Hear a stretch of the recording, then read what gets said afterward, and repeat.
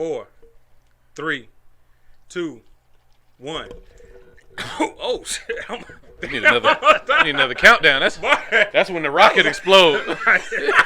Clear. That was a fluke takeoff. That was on Jeff Bezos' rocket. Oh man! All right, Black Men And Cigars podcast. You already know what it is. Fear Coach D'Amico's Chambers, formerly known as Too Smooth, formerly known as Is That Your Daughter? Formerly known as Why you shooting threes? Wow. Oh, hey, now, coach. You didn't let me be the goddamn first. I could have been the first. In the paint. Could have been the first in B, motherfucker. Hey, we here with Mark. Hey, this is Mark Anthony, a.k.a. Ben Social Distancing. Formerly known as? Same man, different hat. Formerly known as? I'm tired of going to the gym and not losing no damn weight.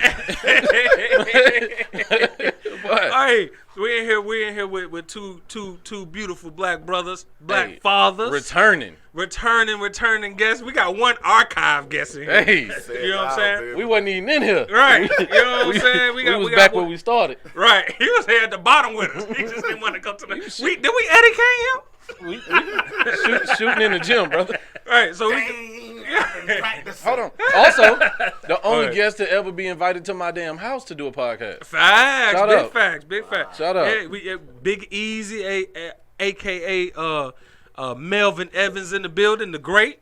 Hey, how y'all doing today? I'm glad to be here with these. Nobody cares. No, I'm just playing. Especially Big Miko, better known as Tiny. Hey, They called you Tiny for real? Tiny, Bruh. Hey, his real AKA is Albert Brown. He talking about Albert from, remember the Hitch? The movie? He think he was Hitch, and he think I was Albert. I had to teach him game, bro. I had to teach him game when I met put you Miko. on. I ain't gonna lie, I was a little wet behind the Hey, ears. Miko was like baseball in December, bro. No game. You're right, Big Easy. And then we, of course, got Dame Dollas. Hey. Getting them big dollars out here, Dame. Quiet assassin. I like that. The quiet travel assassin. Yeah. Was sneaking in your country. That boy got the smile and the dimple, just be chilling off in the cut. Man. Yeah. So we got y'all in the building for Father's Day, man. We wanted to bring y'all in and have some talk about Father's Day, Juneteenth. Hey, You shout know, out. share some The first official federally recognized Juneteenth. Yeah, I ain't even gonna lie, man. I was at work today, bro, and most of my whole company was off today, and I was like, that's dope. No, they just did that to be off. They didn't. I didn't get one happy They don't know Juneteenth. why they I off. work for the government, and they told me yesterday, like, hey, y'all off tomorrow, like, okay. Really? Right. Like, Yeah, they told like last minute. Yeah, I they felt told me yesterday. it's Well, it usually just the got opposite approved. way. 3:30. It just got approved. Like, I'm leaving. Like, said 3:30. I'm about to log off. They like, hold on, what is this? They like, Well- oh, you got to change your time card. You off tomorrow? Like, Well, Okay. I want to ask a real question, Jane. Melvin, being a boss that you are, did you let your employees off on Juneteenth? Hell Man, no. hey, they don't work. I don't eat, bro. Not they don't eat. Not they don't eat. they don't Bro, work out. bottom line up front, bro. Big easy. All right, so getting into it. So just a little backtrack. Big Easy, man. Y'all know me. I love to give those who've been influential to me in my life they flowers while they could smell them. You know what I'm saying? Big Easy always been like a model mentor, stepfather of mine. You know, for a very long time. You know, came out the gate. You know what I'm saying? We have a long history, man. He's always been there for me. Always been a guiding shield of advice, man. Especially during when I had my pit roads, you know, in life. He's always been a supporting person, not just just word wise, but just really physically being there and helping me, you know. And he's one of those men I kind of like modeled myself after when it comes to building and scoping myself and scoping my family, you know, because he's a great representative of. You might not like it, but if it's a requirement, especially for security of yourself and security of your family, you do it anyway. You know, and he's been a pillar in my life or how I model myself as a man. And I got to give you that. You know what I'm saying? I know I always big you up, but I'm bigging you up here publicly so everybody know, like, you a real OG. When I say real, the first Melvin, real Melvin I remember for Baby Boy in real life, I was like, I want to kind of be like this dude when I get older. Like, he had a nice house, had a nice fat truck. Taught you about guns and butter? Bro, he was standing in the yard, the house he owned, standing in the yard. You know how most people cut grass? Nah, not OG Melvin. He's standing in Jordans, watering down his engine in his big truck. I'm like, boy, this is some fly shit. I want to be like, and he from the crib. You know, he from the 7. Well, he ain't from 704. What is that out there on the west coast of Winston? What's that? Oh, 910. There you go. Yeah. 910. But we from the same state. It's funny that y'all just first of all. How y'all know each other, that dynamic, and that you really broke rules in this in y'all kinship. You know what I'm saying? Why you say that? Y'all broke rules. How y'all know each other? How you know? I mean, you know. Look, first off, listen. I thought about this on the way here. I was like, you know what? Listen, I got super respect for their marriage and relationship, so I don't ever want I've always been that way. So I've never. It's funny because out of everybody in the whole family. I have like best friendship with everybody, but me and your daughter are super cool still to this How day. y'all know each other? We used to date. My daughter, Right, I know. But you know what? And Miko and my daughter, I think the reason why they broke up is because she got pissed off because me and Miko was developing such a friendship. Yo, Man, I swear to God. Miko would come to the house and she'd be at work. And Facts. Miko would be hanging out with me and my wife. Facts. You know? Facts. Like, Man, hey, man, y'all want to go to the Dang. mall? Hey, what? Look, that's why you broke rules. Number one, What? Yeah. We played NCAA for like 6 hours, Oh, bro. yeah. I used to Look, stud right. look. So he broke rules. Hey, Number one, you ain't supposed to be. Man, listen, they were a great family. No. They were like the Family Matters family, Look, bro. Yeah. and he broke the code too. What? Once y'all done, we done. Oh, yeah. Miko would have been hurting from that relationship. OG. Man, it was just so natural, bro. It was like, man, long lost family. But you know, I got a son-in-law who's my daughter's married to. I'm gonna give him his props. And Beautiful. Miko get along with Bubba. Yeah. I mean, Hilarious. But I just want to hang out with Miko and Bubba at the same time. You ain't never hung out with Oh no, they ain't about to share war stories. Oh no, it ain't about war stories. No. Bubba is the same size as Miko. Yeah, bro, that's Oh. crazy. To the He a club, big I'm dark talking dude smack too. that. Yeah. Everybody. Yeah. And I say everybody. You got I'm two just boxing walking up. gloves. I'm walking up to the biggest joke in the club and just smack him. And then look at my stepson and my son-in-law and be like, I don't know what happened. He said my stepson and son-in-law. Right. Hey, Like, listen. hey, You adopted. Hey, listen. She got a type. You know what I'm saying? And we fit the mold. You know what I'm saying? To the best of the best. You know what I'm Hey, saying? shout out to the women that date the same type of dude. Yeah, 'cause Hey, they man. really can go for almost twins. It ain't Hey, worked man, last yeah. time, but I got another you. Yeah, so we all, and it's just every time, man, listen, man, we done did everything, man. Talked about everything under the sun. And Miko. we always it was just so natural, though. It wasn't even nothing that was forced, bro. Just, like, literally, bro, like You his out here wife- going on family vacations. I don't think we did. Nah, I don't think we did that. But we said, "I don't think." shopping, everything. I done met the whole external family, Every everything. holiday. Every holiday. Even Look, when they broken up, he come to holler. Right. right. I'm You coming know? over, kicking. Hey, we had card parties at the house. Hey, come Man. Miko and see us. Miko want to come. Right. And You do card? And Cards, like cards. Uno? Oh, That man nah. can't play no damn. Nah, I can't. Nah, I don't play. I He watch. don't play. He Yeah. sit there Oh, and talk Yeah, shit. yeah, Okay. right. I talk. Yeah. I was about to say. And I'm cool with the sister, like Chelsea. Me and Chelsea, a lot of people don't know me and Chelsea. Like me and Chelsea, See. like did. Remember her ex used to be President Obama. Oh yeah. Yeah, she had a boyfriend at the time. He looked just No, like he Obama. Crazy now, though. He. Oh, I heard. Yeah, I heard he was off the record. Yeah, I heard. Some of that ooh weird. He went ooh wow. Yeah, man. So we just go way back, man, way back. And I remember that time. Did you get? Let me ask you a real question before we move on. Were you really upset with me when I had broke that mirror on your truck? No. See, that's why. That's me and Melvin are just alike. Listen. He came to. He had the truck. He said, "Hey man, you should see the truck now. That thing nasty. Want to change the seats and Ooh. everything. And threw some twirls under Ooh. the seats." You know, the last time I let one of you niggas drive it. Hey, but you know what? Most people come back and just be like, "Man, you never believe I had." Big Meat came back like this here. Hey, man, I broke the mirror. Man. I was backing up, man. You should see the mirror. Man, look, I'm going to get it fixed, man. So don't even worry about it, man.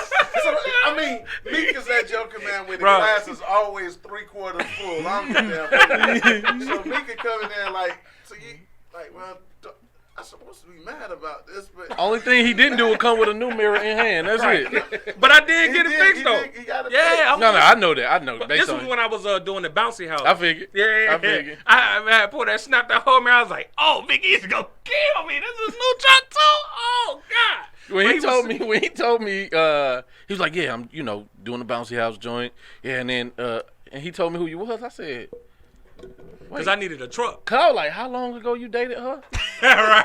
Why is you talking to him? Right. I ain't trying to, you know what I'm saying? But I was like, that's odd that he letting you use his vehicle. Mark, A lot of I know women this don't is like not that, the though. topic, though. Women I know don't this like is that. not the topic, Yeah. bro. But that's something we got to get over with. No. Relationships, bro. No, absolutely. I mean, it's like this here. If and some people say once you sleep with a girl, y'all can't know. Right. If you was sleeping with one of my ex-girlfriends, I mean. I got. Hey, look. My range was up to like 55 You gotta anyway. go So back to like 85 to do that. Yeah, I'm just at the so- I would have messed with Eartha Kitt, fam. So, Hold on now, okay, depends. let's What say year? I was messing with this 30-year-old chick, right? Right. I was messing with this 30-year-old chick. Right. We broke up. Now all of a sudden she started dating you. But me and you boys. And she told me like, hey man, I think Mark kind of sexy. I'm thinking about dating him. The first thing I asked her, why you asking me? No, okay. Nah, if hold you on, I wanna can't do date that. No, me, well, Hold on. people say this all the time, right? With like I'm married. Yeah. I wouldn't give a damn. I don't miss none of my exes. Facts. It is what it is. Somebody I smashed, whatever. Facts. If Miko happened to run across him, Which will never happen. I mean, technically, we had somebody we both had Oh, interest that's true. in. That's true. You know what I'm saying? But we don't generally like the same people. But Right. if he found his way and changed his what type of women he wants, Yeah, but you know me enough to know that I wouldn't even move like that though. no. But I'm saying But, I wouldn't is care, it- right? Are you saying that you wouldn't move like that because you feel like it's against the man code? or Miko some don't type wanna of come code or second to something? nobody. Or- Look, Big Easy been hanging around all these hippies people, so he don't adopted all these pseudoscience beliefs of expand your Progressive. mind. Progressive. It's called Correct. progressive. Progressive. Okay. Yeah, Yeah, I just can't do it out of just morality because it's like Wow. Ego. It's your- That's what what it is. It's that's your what he's ego. saying. it's ego, but It's your ego. Ego bigger than his shoulders. That's what it You is. don't know what the other person gonna feel either though. yeah. Well, Like who everybody gonna don't feel? feel Who? like you. Everybody don't. No, feel like but you. that's why as men we just have a conversation. Right, but I'm But saying a like honest everybody, conversation. Everybody don't feel that. We way, be though. doing Like, that some cats BS. Be like, oh man, nigga, Because Miko look, got I got grab easy. my I gotta chick. look at it. Yeah, I gotta look at it like you don't share intimate moments with this woman. She know y'all Yeah, know. it's over. It's called X for a reason. No, Yeah. I wouldn't. Right, do it. I especially- wouldn't do it but- because of that reason. It's also the Yeah. part I don't that want that part. in It ain't most like cases you just smashed and dashed. Right. This is Right. I'm talking. You don't Bro, like. let me tell you, if it's called X, even I explained this They to call my X cousin for a the reason. other day. Right? I said, listen, cuz. I said, if my girl push up on you, she your girl now. She ain't mine no more because that meant. Now that's that- ego. No, that's She's not. still no. supposed to go home with you. No, what I'm saying. What I'm saying If is, she chose if him- she chose him and say, okay, from Right. now, if from now, she said, listen, I just met Miko. Miko took me to a different world, a different place, and I want to be with Miko now. Right. My ego ain't in that place where I'm gonna really care. I'm gonna be like, hey, babe, I love you. You know, is there anything I can do to rectify this situation? And she said, no, I ain't gonna stop being your friend because if it's that's the I'm a businessman. Yeah, that's I'm true. a businessman. That's true. I look at life. that's a little I am. Too, that's a but little I more ain't gonna- liberal. Yeah, That's I am true. too, but I ain't gonna go. No, like, progressive. I don't wanna Progressive. go behind So- nobody. What I'm saying is, so let's say I ain't never been broke up with. You know what I'm Yeah, yeah. saying? But if she broke up if she broke up with me Hey, you know what? Your daughter's the only woman that ever had broke up with me in life. and Like, found another you. But so if let's that's say it was a crazy. chick that broke my heart, Yeah. I might feel some way, depending on how much separation. You know what I'm saying? Like if it was the last one I had, I might feel some way. But because I've never been in the seat of really having my heart broken in that sense, I can't relate to how I would feel because I've always been the one in the shoes to let it go. So if you let it go, then Then I won't feel no way. you went. Okay. It's nah. And we still got to have a conversation. But I wouldn't holler at your chick. Yeah, That's but just so me so personally. you are like. But there was life before Miko, right? Yeah, that's true. So- I get it. I get what you're saying. The game, she don't belong to you. I get it. No. I'm saying if it's different if Miko know I've been with her. That's different. Okay. But if life before Miko, because that's what happened when I ended up entertaining a chick that Miko knew in the past. Oh yeah. So he was like, That's different though. right. No. Nah, it was way different. I was like, wait. How y'all know each other? That was different. Like, y'all know, because me and Miko cool. Right. How well y'all knew each other? Right. And I thought I knew her a certain. D, you was saying it's a morale thing. It ain't really a morale thing. It's just I wouldn't want to. I would look at the chick differently. Damn. You know what bro. I'm saying? Like I would just look at her differently. Now, I will For say- me personally, I wouldn't want to date Mark's chick because I'd be looking at her like, damn, you know what I mean? Yeah. Or like when they in the same room together. And So I'm hold on. looking You around gonna, so like, you what gonna the fuck? smash? So you still gonna smash? Probably not. Hold on. He said. I'll say this though. Nah, probably. I would mean, it never, just depends as on a- how bad you are. As a single man, If you're bad, man, you getting it. I don't know if I could. Like, if I knew Miko was, I couldn't do it because Miko a wild boy. Yeah. So I don't know. Right, you don't know what that. Right. I don't need that Hey, type of Hey, energy. I'm a hard act to follow. Is basically what you're saying. No, I get it. you a wild boy. You a wild boy. Hey, D, Yeah. because this is what I'm saying. All right, let's go. Because he was asking me the question, like, say, if I was single Yeah. and me and Miko was running dogs, and he just broke up with Stephanie, Yeah. and then Hilarious. the next night, Shout out to Stephanie said, "Hey, look, the reason why I broke up with Miko is because, hey, I've been looking at you, and I want you to smash." Yeah. No, the weird thing Now, is, what like, I would both do- my baby mamas is a product from that. Because Oh, you was word? They so. didn't smash. Hold on, Dame was but the they chosen one. Together, they was together. Like they was dating, and I told, and then like the Dating chick somebody, told- dating a She guy. chose up on you. Yeah, and then she was like, "Hey, yeah." So, So that, you would do see, some shit like that. see, So silent. That's nigga, bro. Hold on. The silent assassin. Silent They would have assassin. had sex, or they would have been together for like years, or something like that. I would have been like, "Nah, I'm good." But why is sex the deal Cause, breaker? girl, though? I just think I don't want nobody. I don't want to look like I know you got a past, but I don't want your past to be right here. You get what I mean? Like I don't want to like Miko. Like Miko, I'm looking at Miko like. Unless she a virgin, you Hey, ain't first. I know That's that. a fact. That's what I'm saying. Like, You probably I know, like that's what I'm saying. Like, I 29. know she has a past. Mel, that's cool. That's the thing. Like I know she has a past, but I don't want to know her past like that. Like I don't want to be that close to the past. I'll tell you this. I'll say why it's like this for me. Let's say Miko telling me stories. I know the stories that Miko's had in his past. Right. Man, I dogged this chick out. I done smutted this chick out. blah, blah, blah, blah. Hey. The younger years. You know what I'm saying? You started early. So if Miko had this freak dirty dog upside down, yada yada yada, and then she can I don't know if that's the chick, and I don't know if that's the regularity. First off, they've So all now been in my there. mind, I gotta connect these two things. Mm-hmm.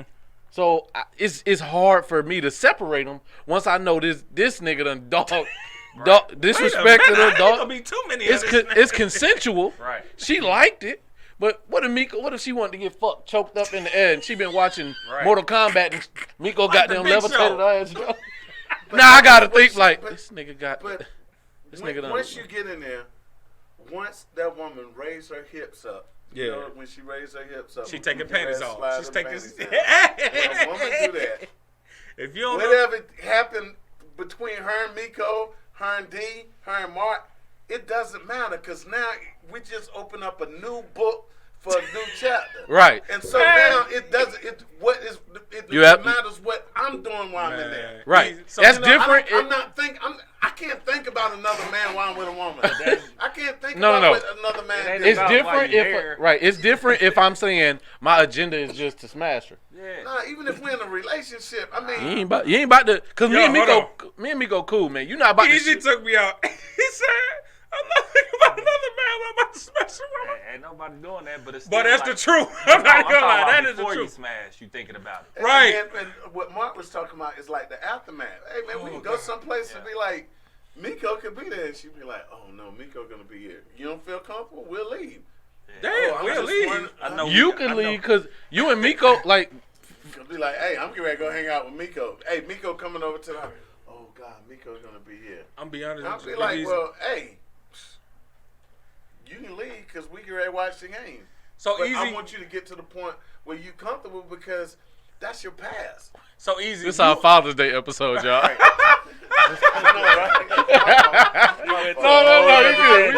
We at the end of the day, it's just so they all belong to the streets. It's easy to say as long as they in the streets. Hey, it's what open season, baby.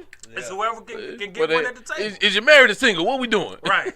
Well, it don't even matter in that case. Right. You can still choose. Now you know what? I just for morally, just me. I just can't walk behind my homeboy's work. That's just me. Yeah, me too. One, not only just morally, especially if he had a connection with her. Now, if they would just tag, he was just smashing her. Oh yeah, I don't mind picking up. But you ain't gonna wife her up. You gonna wife her up?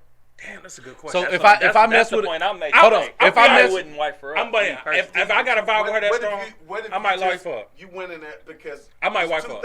Three things in life we can't control. Three things in life we can't control. Okay. Number one, we can't control life. We can't control time, and we can't control love.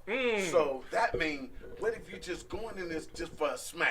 That's true. And then all of a sudden, we know that the village hooker is somebody. That's you true. Going in there just that's real. But I then don't all agree of with a that. I've seen that happen I before. control my love. But you've been in the Like military. I can love somebody and be like, they do say. But then you've been in the military. You've seen dudes fall in love with chicks. It happens. You can't control it. But that's different. I bad about it. Right. But the other part of that is just some people just fall in. Man. Some people just had to be in the army. I knew his army. Just getting his dick sucked by that bro. Like, you know what I'm saying? Like, that's the type of stuff I don't want to even be involved in. I get it. But I wouldn't care. I would fall in love if love is supposed to happen. I need more separation, right? Like if he knocks somebody down in 05, cool, whatever. Okay. If he knocks somebody down in 21, well, since we did kind of go after the same chick, but that it was who won? Huh? Hilarious. We both won. I'm married. Shoot, what you mean? He said who won? You're looking at James Harden right here. What you talking about? I had a similar situation where my homeboy's homeboy was getting married to a chick that I smashed. Damn. And I wait, whoa. That's some best man type. Listen, and wrote a book.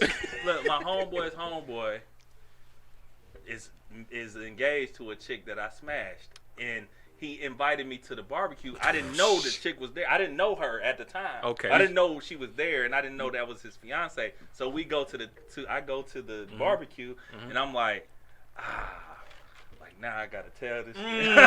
Okay, hold on. How did it come? Oh, go ahead. Homeboy, how close? We been to Vegas together, but we not cool. But his homeboy, they was in college. They was college roommates. I get you. And then my boy asked me like, "Hey man, like, cause she came out, she was like, oh hey, like, you know, like, oh I haven't seen you in years. Oh damn. And I was just like, what am I supposed to say? What am I like? How do we know each other? Like, you know what I mean? I'm following your lead because I don't know what we, you know what I'm saying? Like, where are we going with this? Right. So I'm just like, whatever. So my homeboy like comes inside like, well, how you know such and such? And I was like, you know, I know her, but he know how I am. So he like, do you know her? And I was like, yeah, I know her. It might be time for and me he to like, leave. Oh man, he was like, and then like he called me later on. Was like, bro, I'm not really feeling. He thought about that shit. Yeah, like he was thinking about it later. Hey man, you know, I think I might tell homeboy that you smashed his fiance, and I was like, he asked you not the his homeboy. That's a little. I'm like, why would you do that though? Like, damn, that fucked up. Like, leave that alone. Unless y'all solid assassin, bro. I think unless y'all building a personal relationship, you and homeboy, right. That's too much because it's degrees of separation. That's what I'm saying. Right? But I don't know. If somebody told me that they smashed your wife on and y'all was about to get engaged, I would feel as the tight homeboy, I gotta tell my brother. I'll tell y'all this little short story, right? But I just want to say how it ended. How did it end? Go ahead. I don't know how it ended because I never talked to her about it and I never talked to him about it no more. So I just like, I'm leaving it alone. Like maybe everybody forget. I still get mad. I'm like, this podcast and bring it back up. Like, right. Oh yeah, I forgot to tell you, man. Hold on. After this, are they still in your circle though? My boy. I just went to Lima, Peru with the dude. Oh, after this, I'm gonna ask his name and see if he want to. but the homeboy of Gotcha. the fiance. You know what I'm saying? Gotcha. Okay, yeah. So yeah, like, After this podcast, you just tell me his name. We're gonna look down our subscribers list. we'll figure that out real quick. Right. We're gonna block them. Yeah. All right. So I guess we all just got our beliefs on that. At the end of the day, though, I think we all can agree that there's a sense of respect we do have, but the decision we make after we acknowledge the respect don't mean that we have any loss of respect for our homeboy, right? We all can agree to that? Yeah. Okay. Yeah. All right, well, hey, some gonna smash the girl, some gonna pass Yeah, her. I wouldn't do it, but that's just. I feel like Dame low Too key. much other was If she assassin, bro. hold on, but Why if, other ones out right, here? if she community property though, would you feel someone? Nah, I mean, if it's community property, it is what it is. But No, I'm like, saying if that for was the your homeboy, girlfriend, right? Like It- that's your fiance. Right, if that's your now, girlfriend, it's different. That's your fiance. Smash now, buddy is that's different. your girlfriend, or y'all used to be fiancés. Yeah. Like, nah, bro, that's a different type of bond. Like, if you just smashed it, okay, Yeah. I might think about it. You know what I'm Yeah. saying? Even then, I'm still gonna come at you like a man. And Yeah, say, hey, absolutely. Miko, Yeah. I'm about to knock your chick off. Can I be on the next episode? Right. I'll say hell this. no, nigga. I'll say I agree with that though. I mean, if you came to me, it ain't that you have to. 'Cause at the end of the day, you're a grown ass man. But Right. if you came to me and said, "Hey, Easy, I've been looking at Stephanie, and hey man, I want to smash," I'd be like, I laugh at you. I was like, "Dude, you asking me for it? You ain't getting it from me." It's Stephanie your ex though, right? Like, Yeah, she my ex. So Cool, I'm cool, like, cool. Yeah, bro. Hey, Damn, Deezy, that's. I'll say this, though. I respect that. shoe on the other foot, right? Yeah. So let's say it's this woman left me for somebody. Okay. Oh, Yeah, she left you. All right. I'm cold shoulder with it. You Yeah. can't. We don't need to talk. Yeah, yeah. I mean, If one of my homeboys knocked off my ex, I ain't go trip. no, ex cool, but I'm saying, if she left you for Miko, now if she left me for Miko, that changes our relationship. Yeah, that changes our relationship. right. Because it's like I can't control Now- what she do. now- but you, my homeboy, That's I feel another like factor, a though. greater sense of loyalty That's from another the bros. factor, though. Now if she left me yeah. for Dame homeboy or Miko Yeah, homeboy, you can't challenge that to the game. then the show gonna go on Yeah, still. Yeah. At the end of the day, like, I'm gonna pick myself up. I'm gonna feel how I feel. Right. But 300 million people in the Exactly. United States, Exactly. and most of those are women. So But what I I think be that's saying. where I draw the line. Like if you was actually, if I knew, if me and you boys and you telling me, man, I love my girl and she doing this and she doing that, I think she cheating on me, and I'm the dude she cheating with. damn. It wouldn't You get know, that far. what was, I can't do that. hold on, what was that? What was That that? wouldn't have got Bobby that far Womack. for me. What's that? Bobby Womack. Right. Bobby Womack. He was a dirty guy. By When the he way. made that song, I wish he you was didn't a trust dirty me so much. Yeah. Oh, he was a dirty motherfucker. But Yeah. all his songs was like, Yeah, I was listening. I was like, was- Bobby Womack was a slicey motherfucker, bro, back in the But day. it goes back to the word of proximity, bro. Yeah, true. Proximity. I mean, because True. if Same you girls. know, he was in the military, Air Force is better than the Army. But I was I was in field Like, you talking artillery. about women wise. Like, you I know. was, I I feel- was in field artillery. I was Oh, on a base that had 720 guys and one female on the whole Right. pay. That's Bro, what that's what he's saying. So when I first got to Germany, Joker said, "Hey, are you married?" I was like, "Yeah." He said, "You bringing your wife over?" I said, "Oh, I'm thinking about it." He said, "Well, hey, you need to go and bring your wife over because we need more women on post." Whoa, And so- excuse me, sir. And he was nigga was he- your I superior. Was an E4. He was an E6, so he Wow. was a supervisor. See? So I just kind of like laughed it off, and he's Yeah. like, "Nah, so I'm serious." And Get I'm in line, sitting up son. there like- Get in, fall in line, I feel son. like, okay, what the hell? And this I one, got you was myself hot headed too, right? into? Yeah, this Yeah. one I had a real bad temper. Yeah, So, yeah. and this was he was a Yeah. homeboy from Carolina. And Melvin and I Temple was used to be like- crazy I'm like, back then. I'm like, wait a minute, man. This guy just told me bring my wife over because they ain't got enough women on post. But proximity. Yeah. So that meant once a woman came to Germany, Yeah. soon as she got off the plane, especially a sister, when a sister got off the plane, Yeah. she automatically went from being, if she was a 1, she went to a 5. Mm. Once she got on the Freedom Bus coming down to a place like Bomb Holder, once she arrived in Bomb Holder, she went from a 5 to 7. And then if she came to Ida Oberstein, which was a sub-community of bomb holders, she went from a 7 to a 10. So that means if Gorilla McGrilla walked on post, she automatically became Tony Braxton. And so for people that don't know what that means you you fly into Atlanta, Right. You travel down to Macon, Right. and then from Macon you go down to Valdosta, and you gonna look better the further south you go. That's the Georgia language. Oh God! All right. So let's get to these questions. Hold on. Let's start the podcast. That's where we started. Happy Father's Day. First off, do your hat got a brim on it? No, it's See, I've been looking brimless. at this Hey, goddamn look. Bob the Builder hat. Hey, look. I've been waiting. Look, sometimes you buy stuff and you be like, I wonder when the nigga gonna comment on this. They be thinking your hat back. Because I was like, did he make that? Hey, I seen this last year, no brim hats, man. And I tend to, if I get hot, I turn my hat backwards. But now I got the breathability of a no brim hat, and we good with it. You in full Kente gear right now. I just want you to know that. Shout out to Juneteenth. Shaheem, we here brother with it. Shaheem. We here with it. And we got our fathers in the building. Don't let this talk disturb y'all from the notion that we are all good fathers except for Miko. Hey, listen, he has not been identified. Look, he has not been identified as a father yet. Hilarious. Check your throat. I have falsely been identified. Look, check your throat. I have falsely been identified as a father, and the court said Miko it wasn't got me. a lot of tummy babies. You know what I'm saying? This is true. This is All very right, true. so one of the new segments of the podcast, and we're gonna get everybody's opinion on these. We got a couple of them. It's Ask a Black Man. So in this case, so tell people how they can get their questions ready and everything. right. So I'm gonna put up a post every so often. Y'all can go Put up on. a post. Oh, go ahead. Y'all can go on our Instagram. Y'all can go on our Facebook and comment on it. Y'all can also send us DMs, and it's Ask a Black Man. And in this episode, it's gonna be Ask a Father.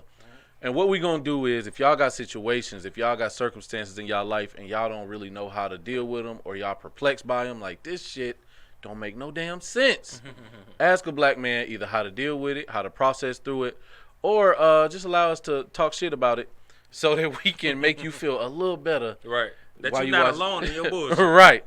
All right. So the first one, Melly Mel, Dane, Miko, big. What is it?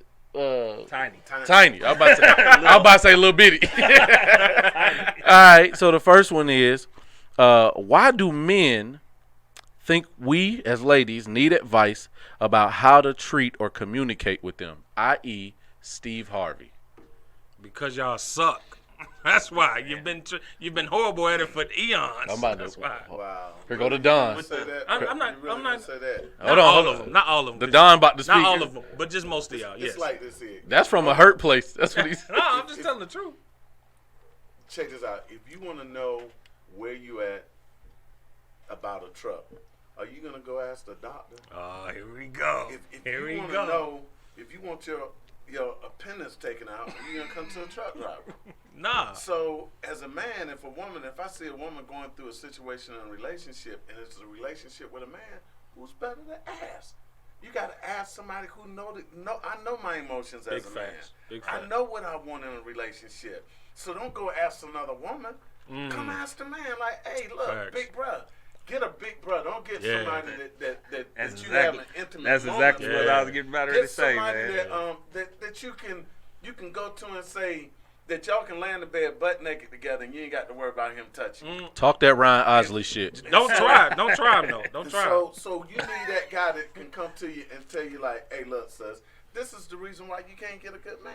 Dude. You going out here, you putting on all of that on all this fake stuff, and what a man And the really bonnet want, outside. You wearing the bonnet outside.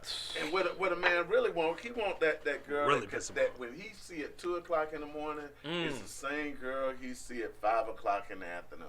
Facts. All right, what we got? Oh, Dane? hold on. I like that you said that because that's poignant. I think that's a great point that should actually be pinned because I want women to especially know that because they confuse that the women that we like on Instagram or the women we want to be smashed are always the women that we want. That's what y'all like. That's what y'all want. No, the women we want is when we spend, what you say, 2:00 in the morning. 2:00 in the morning. When you wake up to go to the bathroom, me, because I'm over 55, I wake up every hour. If I wake up to go to the bathroom at 2 o'clock in the morning. I come get back in the bed. I don't want to see what I seen on Instagram. I want to see somebody that's got something that I can build on. She got that Miss Doubtfire face in the bathroom while you going to sleep with the avatar. what we got, Dane? I agree with what he's saying, but my thing is a lot of these guys are giving advice, but they're giving it from a different headspace. You know what I'm saying? Like, if I like you or I want to get with you. Yeah, they got a motive. You get motives. Like, I don't like that. Like, you know, a lot of chicks be, you know, pillow talking with these dudes and asking them, what do men want? No, baby, you perfect. Right. Yeah. So you think like, you I about don't to know say, why he tripping. Like, There's one perfect woman in this world, and it's you. Like, you got to pick and choose who you take advice from. Like, I really didn't like that think like a man thing. Like, I thought that was a lot of bull and a lot of hate. Yeah, like men bash. It's like Steve Harvey got his bad wife. His bad wife is saying F everybody else. Like, all right, y'all fellas, I'm about to call so over. my mom and dad went to school with Steve Harvey. Oh, for real? Your folks from okay. Yeah, we from Ohio, so Kent State.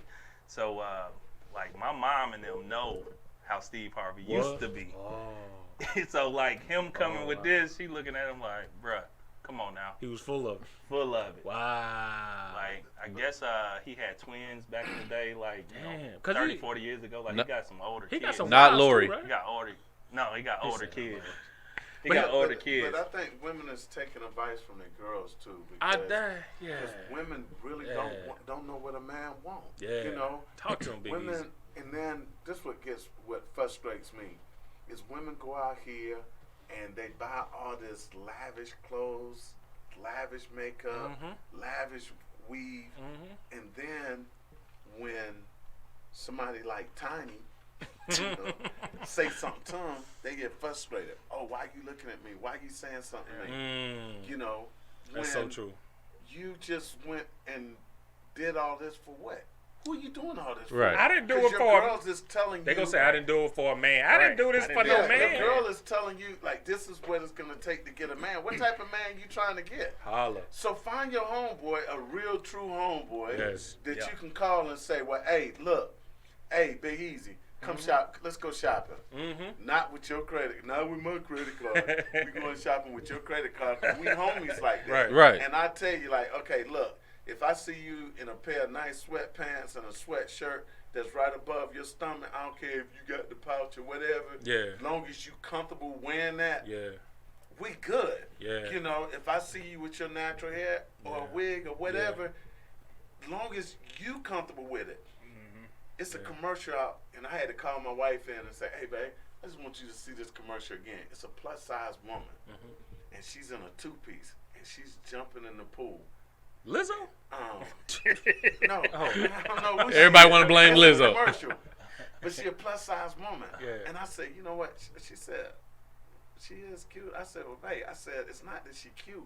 It's her confidence. Right. It's the confidence that she don't mind. Like if an ugly dude say, hey, baby, you attractive, it's not gonna offend her.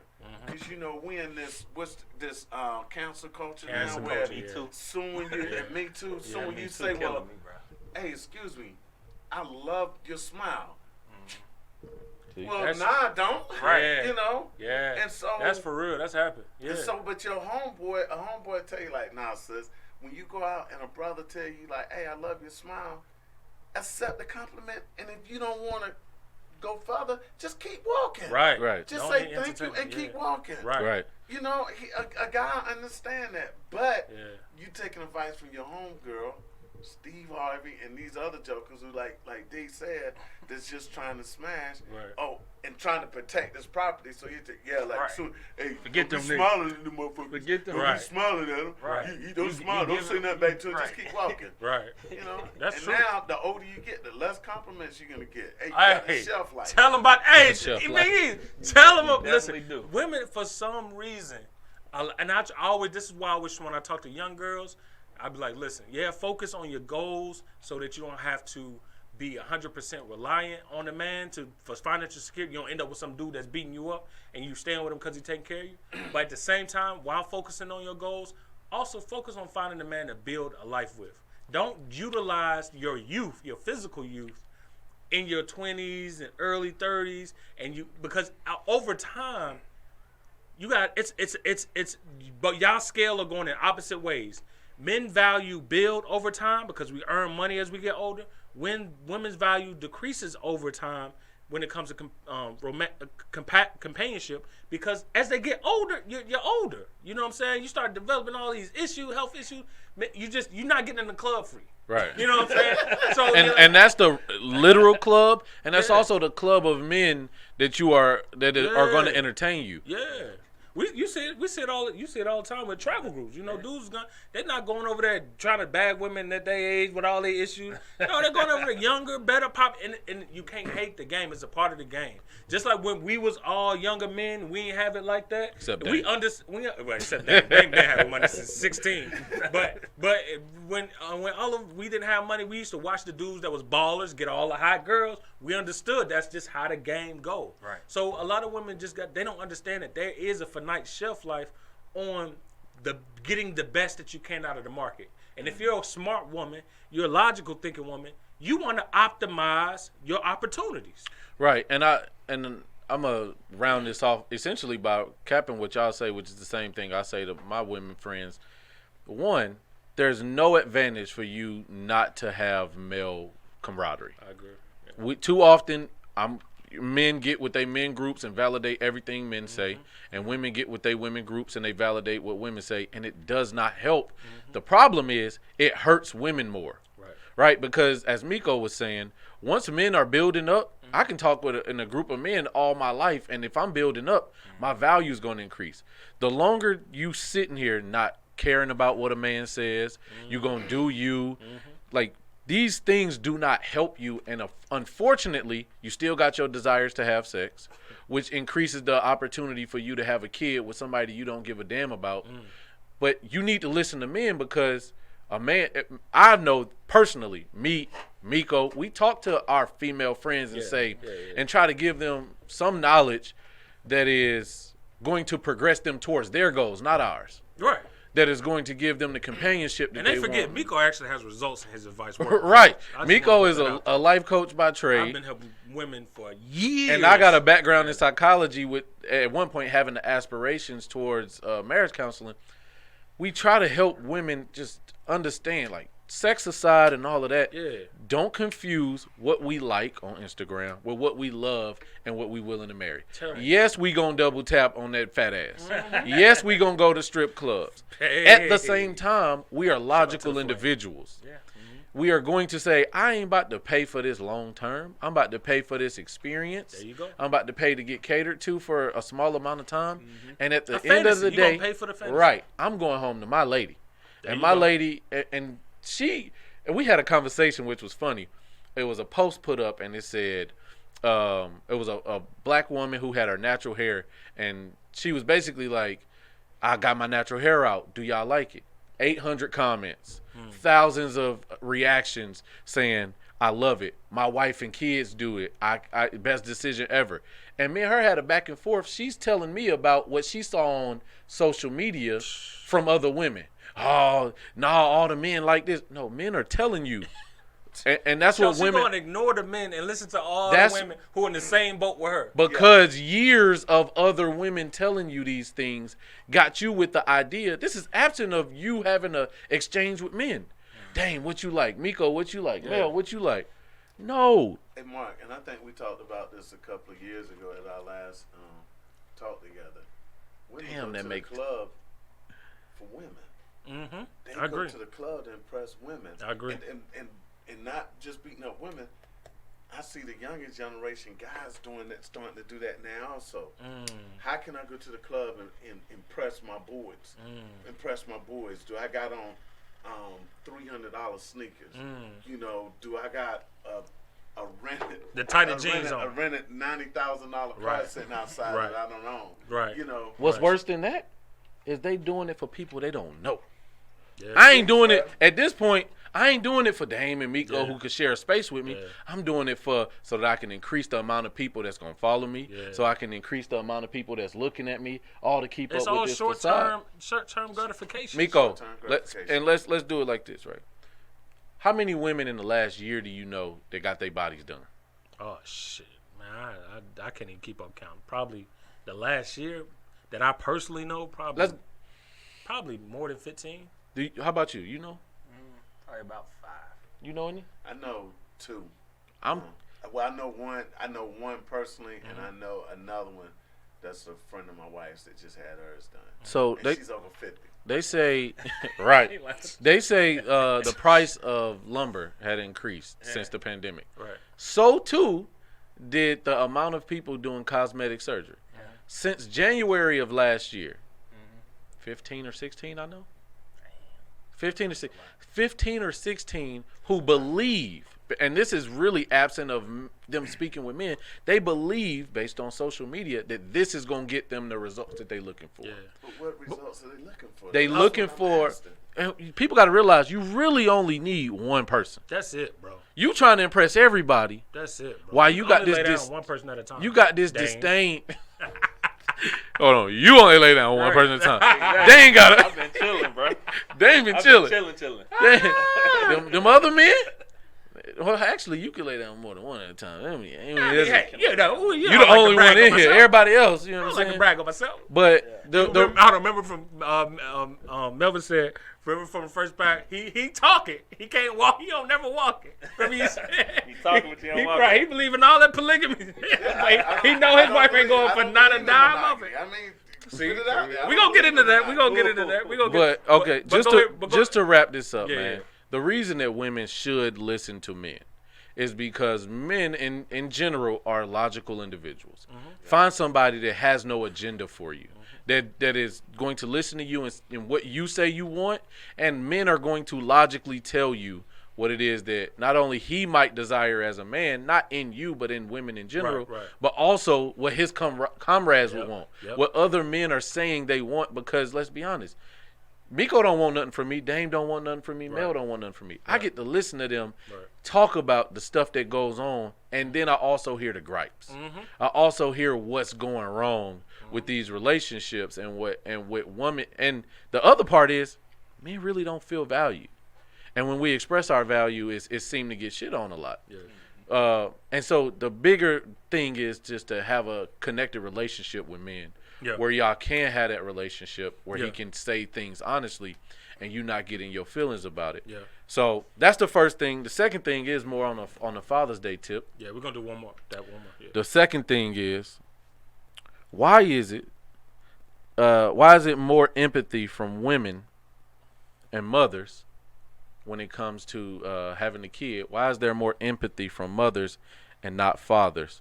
So when a woman is pregnant, why is that woman more connected to the child than the father? And does gender matter? If you had a boy, would you feel more connected to a child than if you had a girl? Well, I have a son and 2 daughters. Yep. And then Miko. And, and Miko. Big facts. And the thing about it, people tell you, anybody that know me, man, when I had my heart attack, the first thing I said is, get my girls on the phone. And you know, and my son is locked up, so I couldn't get in touch with him. But from the time my wife told me she was pregnant, I've been in her life and never left her since then. Because I just always had that compassion and that I was able to just bond with. You got daddies. What is it? Daddy's girls. Yeah. Girl dad. Daddy's girls. Yeah, girl dad. So, Girl dad. I was there when every last one of my kids was born. So, you know, and then I have 11 grandkids. I was there for, 8 of the 11 grandkids that was born. So when I see people like say, well, mother bond with the kid because she's carrying it. When you plant that seed, man, I knew my wife was pregnant. And I knew that was my seed was in there growing, and I just felt that bond, and now I got a life bond. I mean, I don't care if people come to me and say, well, it's Father's Day, you should get that. No, hey, Father's Day is every day that I'm on this earth. Then we would hope so. Every day that I'm on this earth is Father's Day. Every day I can reach out and one of my babies say something to me, or one of my grandkids, it's Father's Day, bro. It's Father's Day. All right, Dane, what we got? I'm kind of on a different page. I do think that the women have a bond before we do because they're carrying it and they're with it every day of their life. You know what I mean? Of that 9 months. Yeah. So I feel like they do have a different bond. But like he said, like I wasn't there for my daughter's birth, and it hurt me to the core to not be there. You know what I'm saying? But I was like, man, my son, I'm gonna be there. Like this is what's gonna be. Because I wanted to have that bond. Yeah, that moment. Yeah, that moment. And it's just like, I didn't have that with my daughter. And, you know, her and her mom is like best friends. Like, they, you know, her mom was 18 or 19 when she had it. So they're really friends. They grew up together. Yeah, they grew up together. Like, I was like 22. But, okay. You know, I was young too. Yeah. Like, my daughter 20 years old. So, you know, damn, like, damn. Yeah, right. See, I be forgetting because you don't take your hat off. Right. Hey, chill out. With the full hairline. You better chill out. Hey, man. My hairline good. It's just the back hair. You just got gray. It's cool. I actually cut my hair off yesterday. Hey. Hey, he back in the game. Look. They ain't just let him know he back in the game, baby. But yeah, I just feel like she had a bond with her, and then like we weren't together as she grew up. So she lived in Warner Robins. I lived in Alabama for years, and you know, so that was one of the reasons why I came here to be closer to her. Which she lives in Warner Robins, about 2 hours away. So I'm like, I gotta be in her life, and she was like 12, and I'm like, yeah, when she get to be a teenager, you gotta these really little be more boys, active, you know, these little boys and stuff like that. So like I was saying, like it's just them carrying the baby, having the baby. I think they have a different bond than a father would. But even when you look at it like where, if you had been in a household like y'all got married and stuff, do you think that bond would have even been more different, no matter if she did care for 9 months? I think she still would have had. Think she would? Yeah, I think she still would have gravitated towards. Like she loved me to death. Yeah. She want to be around me and stuff like that. But her and her mom was like together. You know what I'm saying? Like they rollies. Like they So it's just like I can't even do like even with my son too. Like my son and his mom's bond is a different bond, and like she's a really nurturing, caring woman to him. Let's get that out here. to him. Right. But so like I see a difference, you know, and I'm not that. I'm like the tough love. I'm the dude that's like, hey, you got to get it together. Disciplinary. Or like my daughter be like, oh, I got all A's and B's and like 2 C's. I'm like, what's up with them C's? You know what I'm saying? That's just me. No.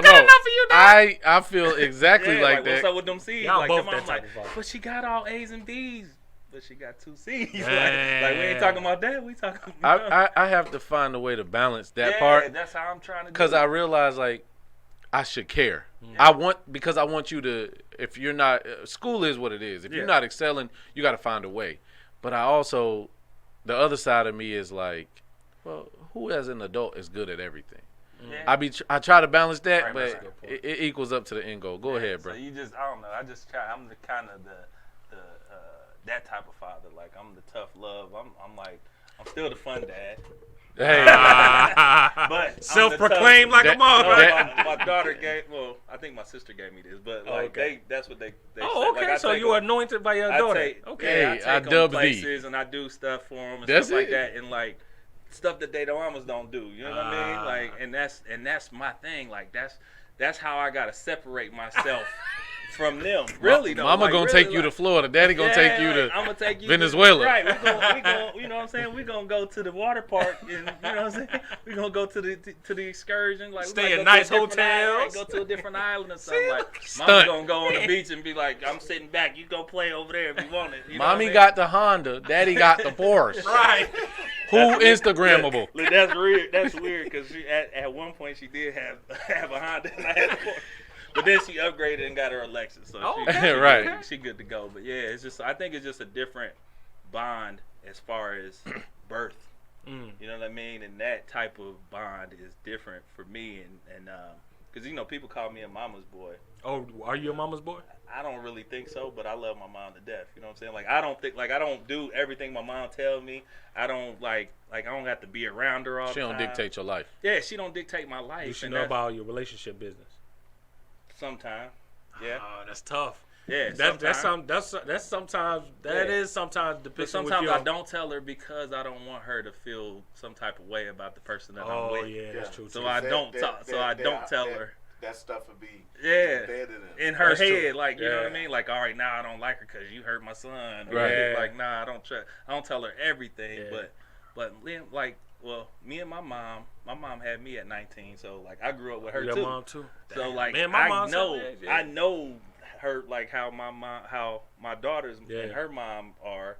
It's because I was like that. Like I grew up with, like I was down there. I didn't want her to leave. Right. Like she couldn't even drop me off sometimes.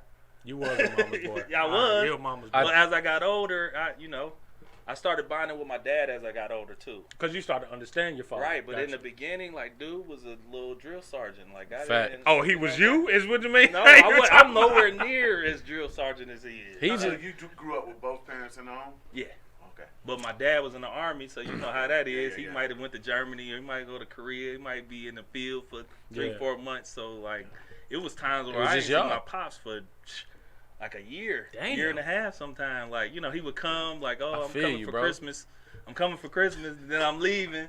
You know what I'm saying? I gotta go to the field, then I gotta do this. So it's like me and my mom grew up together till I was I was the only child for 9 years too. God So damn. that's another difference. That's how my daughter is. She was the only child for years. I'll say this. Damn. So for me, because I had a kid, were you married? You weren't married when you had. Not my first. Okay, were you married when you had yours? I got married 2 months later. Okay, so y'all was together. Yeah. I think that for me, it would have been different had I been with the person, right? Oh, As yeah. opposed to having an experience with a person. I mean, y'all were in love, same thing. Okay, whatever. So, You all in your business. all right, you gonna put it, you know what I'm saying? False. That's fake news. Fake news. So, I think I think at times women want you to, they see it emotionally, right? Women see it as, this is your kid. How could you not care about it? Whereas I didn't have a tie to you. What makes you think, like I had to build my love for my son, right? When he was in your stomach, he was your kid. You dictated everything. What doctor you going to? Where did I did? Like, interrupting you. You say that too loud, people gonna think you ain't shit, bro. But this is But they think that like, okay, when just what you said, that's what women think. If I'm pregnant with your baby, you should have instant love, instant feelings. But that's fine. Now let's get to the reality. Because just like we shouldn't judge a woman for having postpartum, for having depression, for having, all of these things. I knew women who wanted to kill their kid when they was having postpartum. And we dismissed that, and we, that's something we don't talk about enough. Right. But the reality is I got to grow to love another person because he came from my balls. Right. Like shit. it and that's simply the logical way of thinking about that it. is very is yeah. you want me to be as attached to something growing in you as something that I don't have growing in me. Gotcha. What I was And trying to so point we out. got to get to a point where the makes sense. reality is, if I'm not attached to you in a loving way, how can I be attached to something else?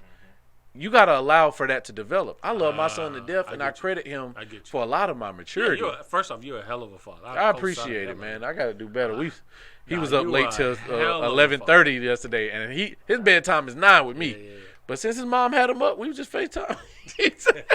I like whenever your mom say you gotta go to sleep. He enjoyed the shit out of that. He's in Georgia, but he's in West Georgia, almost in Alabama. But So it took time for you to like. well, what you have to understand is the parental dynamic is a lot of the time dictates how you feel about your kid if y'all not together. Yeah. So it's like, this bitch pathetic. Yeah, And yeah. I'm like, that's how some people feel. And some people, and I'm glad I didn't have this in mind, was so spiteful about their relationship that it don't allow you to connect with your kid. Right. If you gotta spend, we had the Black Men Travel Group. We got 2 men that say they spent over $20,000 trying to Oh yeah, true. fight for either custody or One said time 20, or one whatever. said 40,000. Right. That causes a lot of disdain in your heart. And it might not be 20 or 40. Right. It might be the time and the headache that you got when in every other aspect you have some level of control of your life. And in most cases, you feel useless. You feel like And then when you start separating it and saying At the mercy of her feelings. the mercy of her feelings, but then you also got to say, oh, in some cases, if y'all not together, you feel like you just a check. So now I got to give up my life, and you want me to feel how you feel when I got to cut a check to you, and that's the only way you happy. Yeah.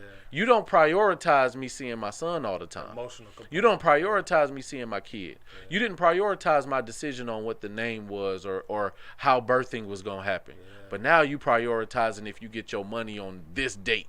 That's real. And that's hurtful to a man, and it causes separation. That's real. Especially when there's no love. So for me, I didn't have all of those issues. I've experienced some of them to a degree. Yeah. But the reality is I had to grow to love my son. And I had to start embracing the maturity that was going to happen with him and put whatever me and his mom had aside. Mm-hmm. I like doing stuff with him. And I love him as a person. Yeah. And I have to, in the dynamic that we have, because he don't live with me, figure out how I can impute certain knowledge that's going to stick, because he's still going to go back home to his mom and his grandma, which are very feminine environments, which also comes with feminine ideologies, where it conflicts with, I ain't never been in the military, but 9 o'clock is 9 o'clock when it's time to go to sleep. Mm-hmm. And unless we not in the house, or unless there's some extenuating circumstances, you need to be in bed at this time. You need to brush your teeth and do these things that you need to have a routine. And I understand that. So sometimes it's hard for me to be the fun dad until it's time for his birthday and things like that. But that's not appreciated as much. When I'm practicing baseball with you, when I'm doing these things, that's going to catch you later. Yeah. And just to answer the question more directly, he's in you. He's literally a part of you. He came from us, or she came from us. Yeah. I don't know if gender matters. I know that when it comes, I deeply want a daughter. I think she's going to bring out. I'll be honest with you. Now, you don't want a daughter first. If my daughter looking at this from the future, I love you, baby. But listen, you don't want a daughter first. The plan isn't to have you first. At all. But if I do, my wife and I want daughters, like daughters. We want twins. Best case scenario. Because that's the end for me. That signifies the end. Yeah. If I have another son, I might be willing to do it one more time. If I got 3 boys, we done. Mm-hmm. But I want to. I think you know me. I think I need to be opened up more emotionally. Yeah, I think girls. And I think a daughter. Girls do that. Open big easy. Unless she is like, if she come out like, Dad, what's up with this basketball? I'm gonna be like, we done anyway. Like, we done. Hey Mark, can I readdress? Go ahead. Okay. I appreciate the way you. Man, you know, Big Easy a gentleman, man. I like the way y'all brought that out because I have a different situation than y'all. Mm-hmm. Mm-hmm. When my son was born, my wife was 19. I was 19. Oh, okay. And so I be forgetting he the oldest. Yeah, little Mel the oldest. My son is 36. Okay. So, what was that? That thing hit me, but what, your nipples getting hard over there? What's going on? I thought you were talking about the drink hitting them or something. I work nights. I work from 11 to 7. So when I got off of work at 7 o'clock in the morning, the first thing I did was when I got my son.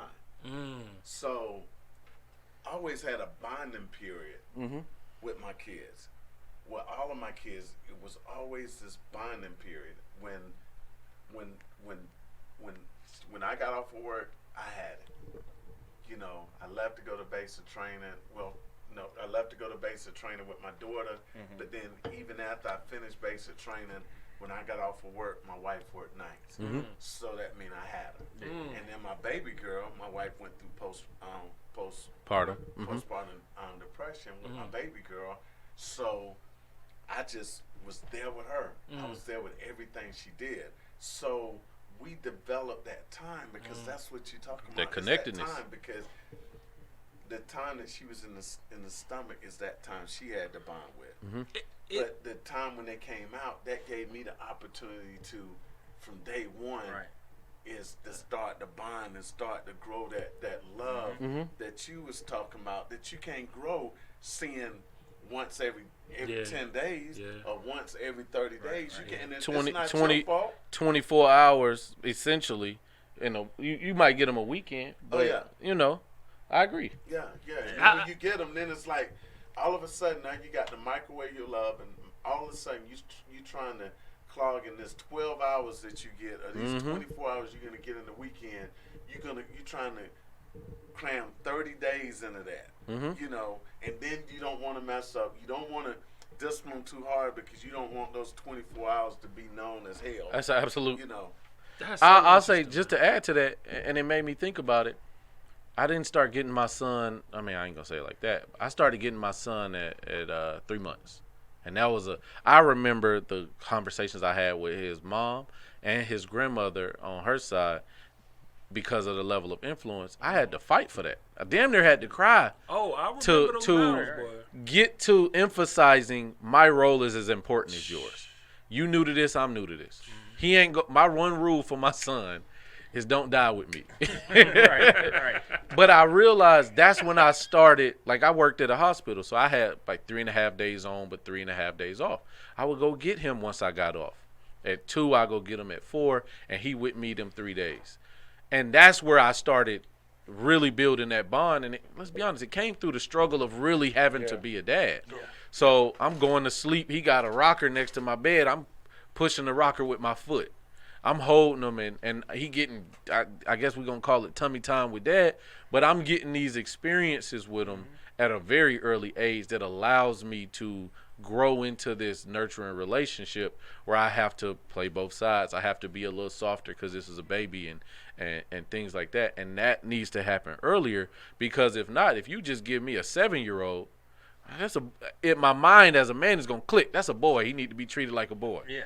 Not negating the fact that all of his time is spent with women. Right. And the way that they are talking to him. Like, my son is very sensitive. And I have to start embracing that's who he is. And at the same time, I was a sensitive kid. I mean, me too. I cry for everything. People ain't want to watch me. Yeah, but I'm sensitive now, dude. Hey, man, I cry at movies. You is sensitive. I cried in movies. Yeah, you big sensitive. I don't even care. I think that was definitely a part of why you had that temper too when you was like young. Oh yeah. It's just a lot of people that do have tempers are sensitive people. Yeah. They take stuff to the extreme. And that's the way that they know how to express their emotions. Like, nigga, what you got them glasses on? Oh, I'm mad because I got my glasses. You know what I'm saying? Like, every little bitty thing is gonna piss you off. I fought my best friend in the 8th grade because I walked in class and he said I had stolen cookies. I ain't stole shit in my life. Right. But yeah, most sensitive people are like really like that, like emotional and had tempers and stuff. And for men especially. I ain't an emotional person, so my temper is not. I can see real that. Mellow, it is what it is. All right, so I ain't never whooped none of my kids. Oh nah, Melvin don't spank some Neither ass. one of my kids. Okay, let's talk about that. So neither one of my kids. Discipline. How does discipline happen with you? I'm a talking type of person, and I'm a stern. Like, I'm gonna look at you, I'm gonna look you in your eye, and I'm gonna talk to you like a person. You know what I mean? And I'm like, even when they was babies, I'm like, listen, you touch that, you gonna get burnt. And period. And then you go touch it and you get burnt. I'm like, I told you, you're gonna touch it, you're gonna get burnt. I ain't the one that's gonna be like, let me wrap your hand up. And like, that's the mama's, you know what I mean? Like, that's the nurturing side of a mama. And I guess you can say that's the drill sergeant side of me. Is just like, you did something. You got the consequences of it. This is what you get. I just want to say, damn, your dad really did a number on you. Yeah. But he drove. Damn, you gonna wrap the kid hand up? He drove me to be the way that I am, though. Like, you know what I'm saying? Like, he was like, man, this is self-sufficient. What you gonna do, right? Like, I've always was independent. I always pretty much was to myself. I didn't have, you know what I mean? Like, I always had friends. I always did things. I always could be outgoing when I wanted to be. But I was always, like, kind of to myself. Like, I'm in my thoughts, or I'm thinking about something, I'm reading something, or I'm watching a documentary about something that's work. You know what I mean? You know who they say act like? He say that's the type of stuff that he would be like go read a book. Like, you know what I'm saying? Like, that's how serial killers act. How to create a killer. You talking about sister fight over here? You over here, a whole serial killer. Hey, Mel, how did discipline happen in your house coming up from your side? We started with my kids. We ain't gonna go back to where I was disciplined. I was a problem. So my dad, he clothes fist hit you, pick up anything near you and hit you. That's that country. Boys, so. Chill out. My mom yeah, did that. Oh yeah, so he You got ain't 3 play. boys. You gotta. Yeah, Yeah. he ain't. Oh. You know. My pops boxed in the army too. So. Oh yeah, so it was one of Let's the just put that things out where, there. like, My mom boxed in the house. but with me, because I was raised like that, I said the way I'm gonna raise my kids, everything is gonna be structured. So if it was time for you to get a spanking, you're gonna go lay on your bed, pull your pants down, and because of this, and because I'm a talker, so I'm gonna tell you like, okay, you did this, this, and this. The repercussion for you doing this, this, and this is 5 legs.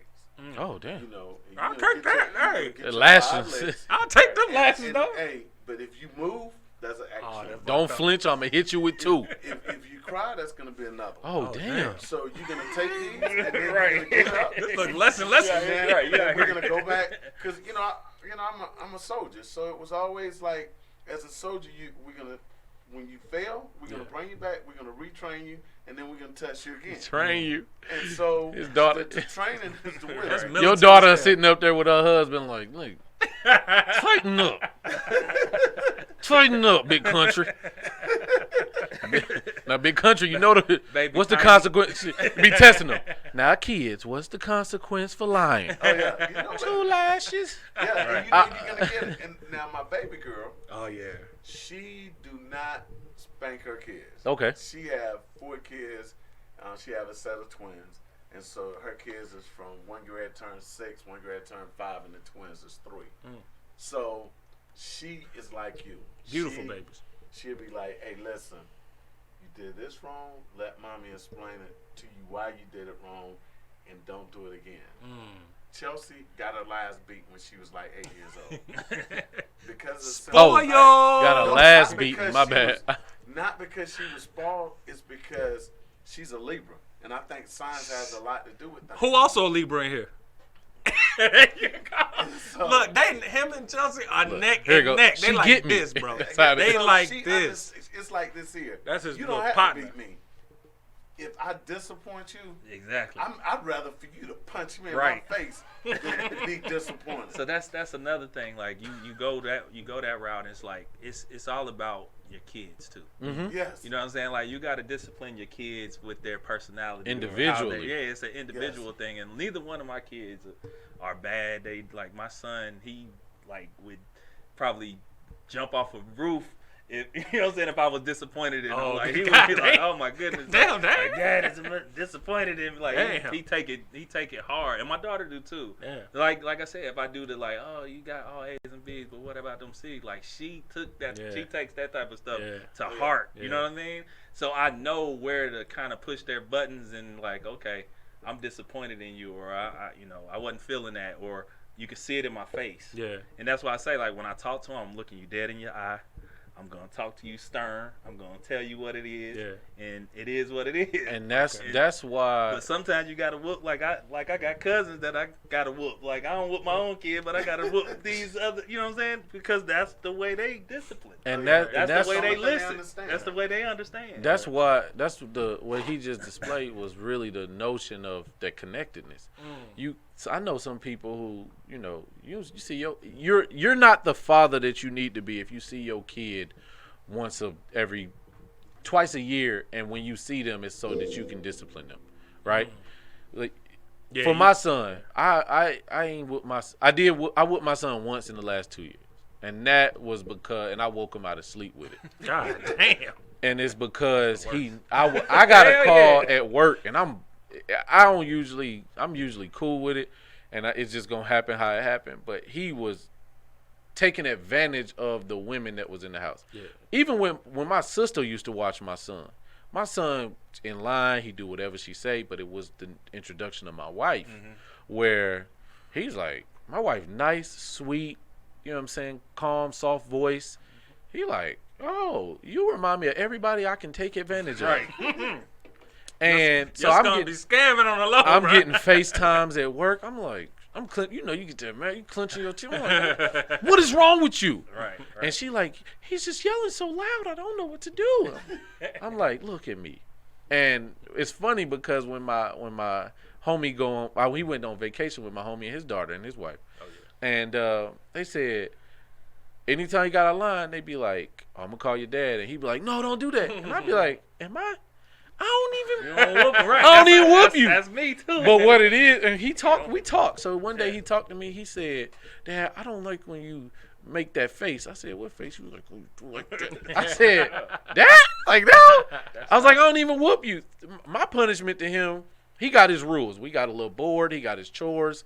Like, I ain't militant or nothing, but I believe that I have to overcompensate for the structure that he don't have. So when you come here, hey, soon as you step in the house, look at the board. You know what you do when you wake up. But other parts of it is me and my consciousness. I used to discipline him because I didn't prepare enough, right? I'm not going to leave the game controller, the remote control to the TV and expect a 6-7-year-old to not be tempted enough to turn the TV on. So I used to punish him for that. But now I don't. It's more so like, all right, before I go to bed, let me make sure I take away the temptations from a 7-year-old. But when he does get in trouble, he's standing there. I don't whoop him. My basketball coaches used to have us stand there with our arms out. Yeah. My mom used to have us stand up in the corner like that right there. And his grandma was like, you abusing them. I said, wait a minute now. I used to work in the system, so I know what I'm doing. But what it is while he's standing there with his arms out, I'm cooking him breakfast, and we having a conversation. He might be jittering. Hey, keep that arm up. Now let's finish talking. But the reality is, over time, he got it. We going to have a conversation before he go to sleep. You go look at your board. You know what you need to do. I have to introduce that structure to him. Now, what he do at his mom and grandma's house, what he get away with, his grandma says she don't believe in spoiling kids. Guess who he act the biggest fool with? Boy. Guess who he jump on they stuff? Right. He know, hey, what you doing on this? Okay, you can't sit on the couch no more. Right. The floor is your friend. But I'm to a point where I don't even got to say nothing. I'm just like, right. And know what time it is. Like, but that's what we grew to, right? We grew to right. He could wake up and sit on the couch now. He knew for a fact. Yeah. He's gonna be on that You couch. appreciate that couch now. But the discipline, but I also introduced that love to him. That I'm glad I hate my psychology degree as an investment, but I love it in terms of the way that it helps me at least deal with my son and with people. Sometimes it is the notion that I have to understand. My wife told me things 4 or 5 times.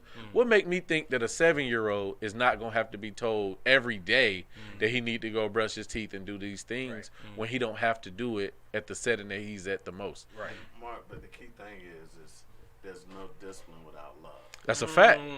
That's a fact. Ooh, that's a bar. When it comes from, because people say, I'm going to punish you or I'm going to discipline you, right?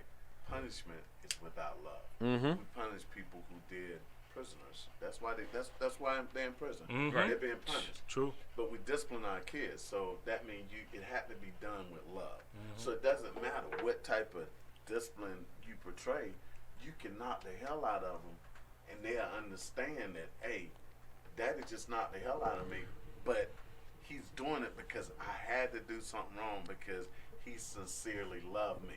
Yeah. But you could be a stepfather and you can come in there and you ain't got to knock the hell out of him. You can just yell at him. Right. And that kid will be like, I hate him. Yeah. Right. Who are you?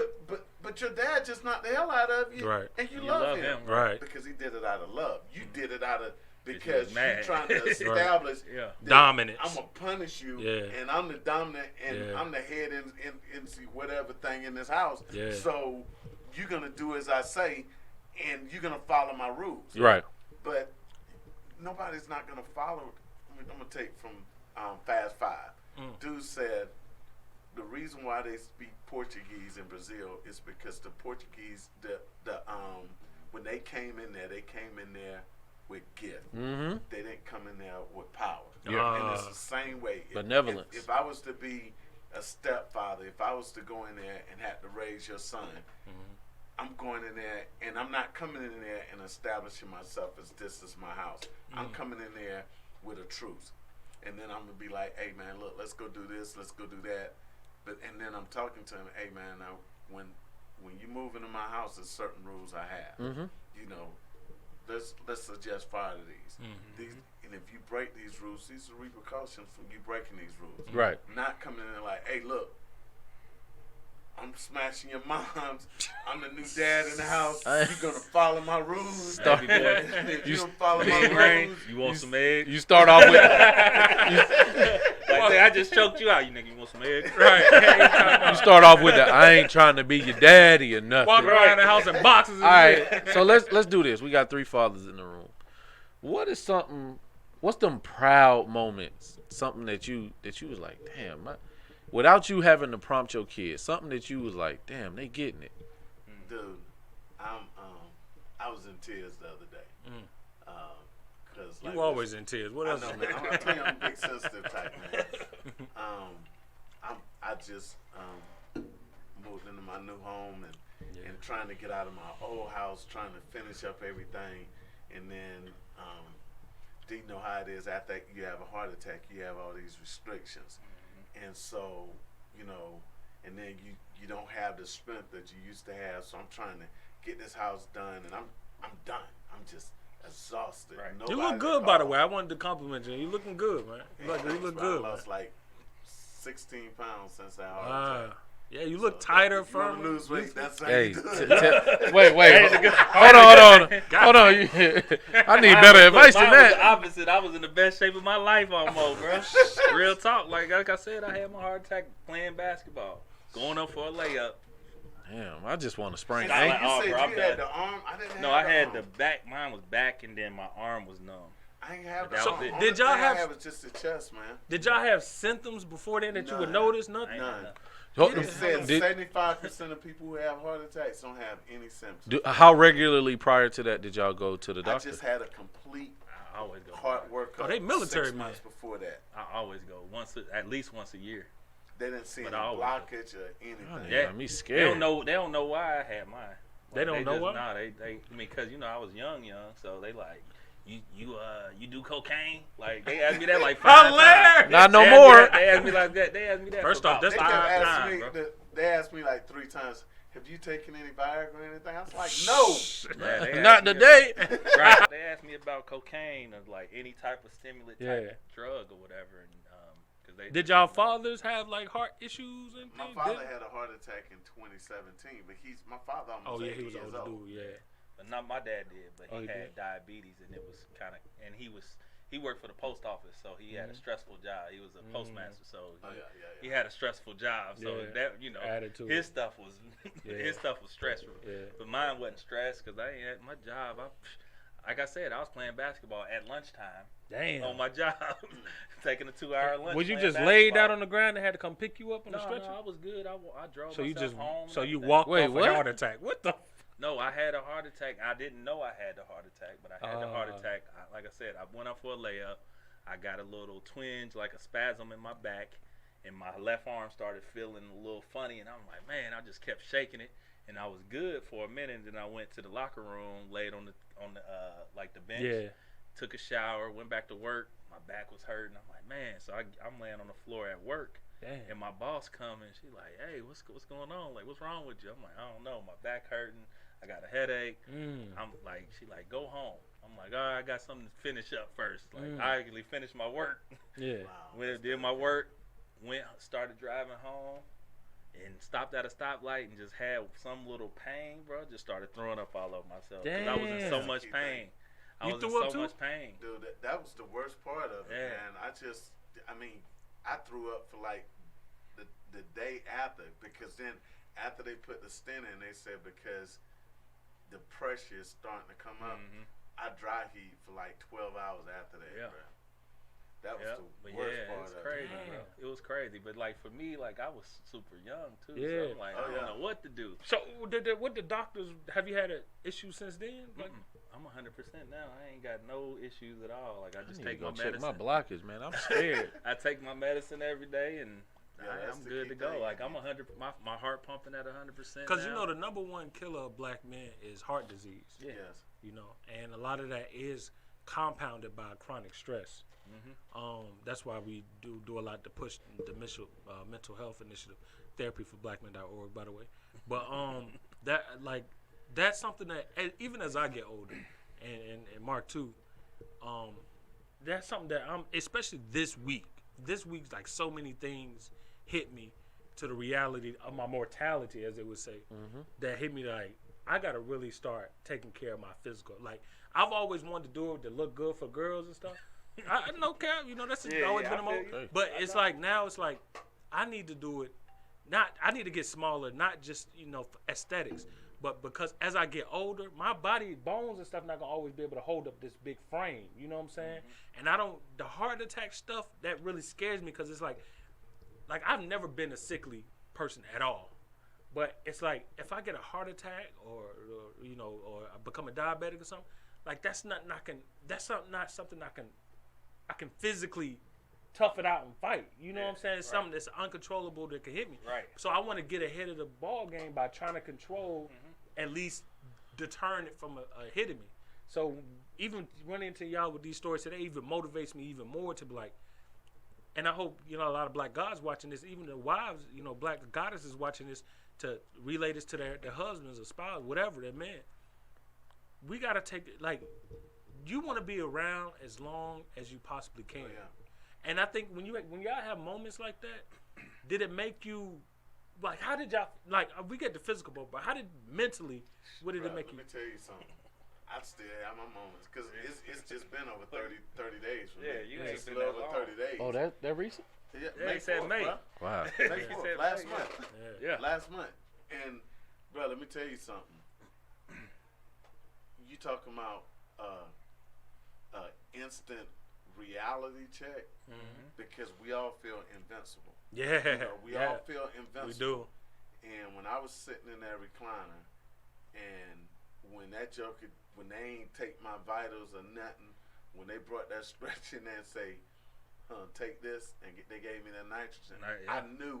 Then I started having a panic attack because I knew that I thought I was getting ready to leave here. Oh yeah. And I told myself out loud, like I ain't dying today.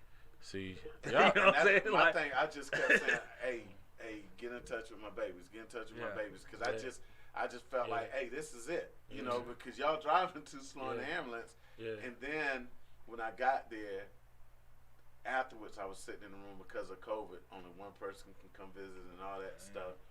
So I'm sitting there. I spent a lot of time in that room by myself, man, and it's just the depression, man. Just like now, all of a sudden, I've always been this young OG, man. I've always been this guy that always felt like I can do everything somebody 30.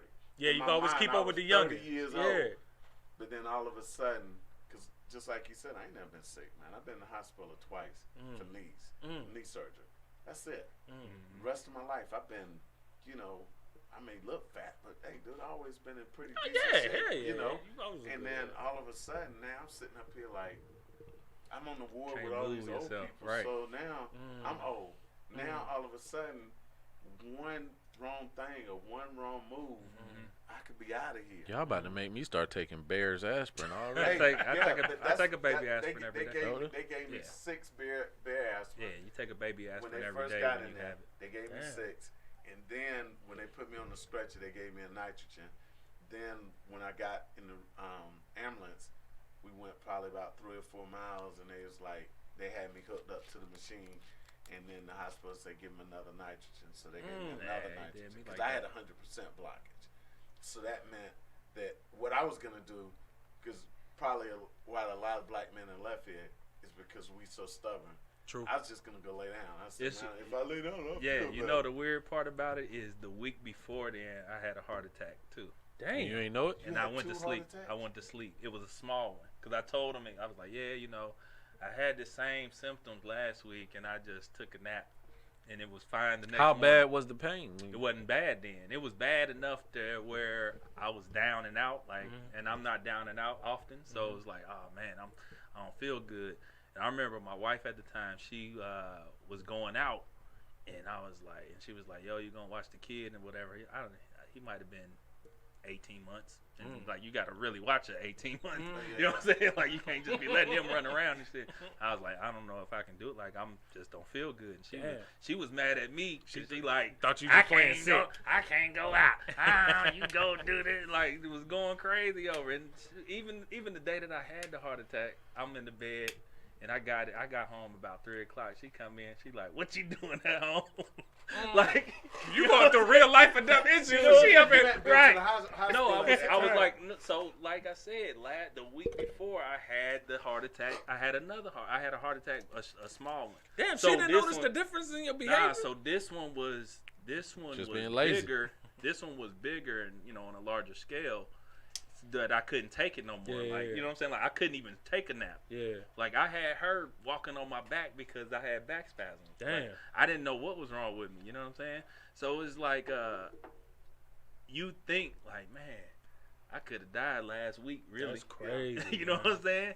That's Like, but like you crazy. said, you sitting in that room by yourself. What took me over the top was I had 2 big burly dudes. I was butt naked. 2 burly nurses is handling me, bro. Like, and I'm like, I'm butt naked. I'm like, yeah, You I was gotta turned get, on. I gotta get right because I don't want no two dudes, 2 burly. Like, you know what I'm saying? Like, this ain't gonna happen to me no more. Like, that's the first thing I thought. Like, Yeah. you think of crazy stuff Yeah. when you in that moment. Yeah. You like, man, I don't want to do this because I don't want these dudes. Yeah. You know what I'm saying? 2 big black dudes is moving me around. I'm naked and I'm Yeah, just like you getting helpless tossed in the around. morning. I'm helpless. I couldn't even move. Damn. Like that was crazy, man. But like me personally, like I don't know. After that, my mind switched and I was like, I'm back on my grind. Like Did your diets have to change? mine didn't really, cause I like I said, I Damn, was you in a the, hard head. I was in the no, I was in the best. I was in the best. I Yeah. was literally in the best shape of my life. Like Yeah. I was eating salads and Damn. I was like no fried foods, Damn. all baked, and like I was And healthy, everybody- healthy. And the thing that got me, let me tell you, bro. When I came home, that first week I came home was a week of hell because you have people who love you the most.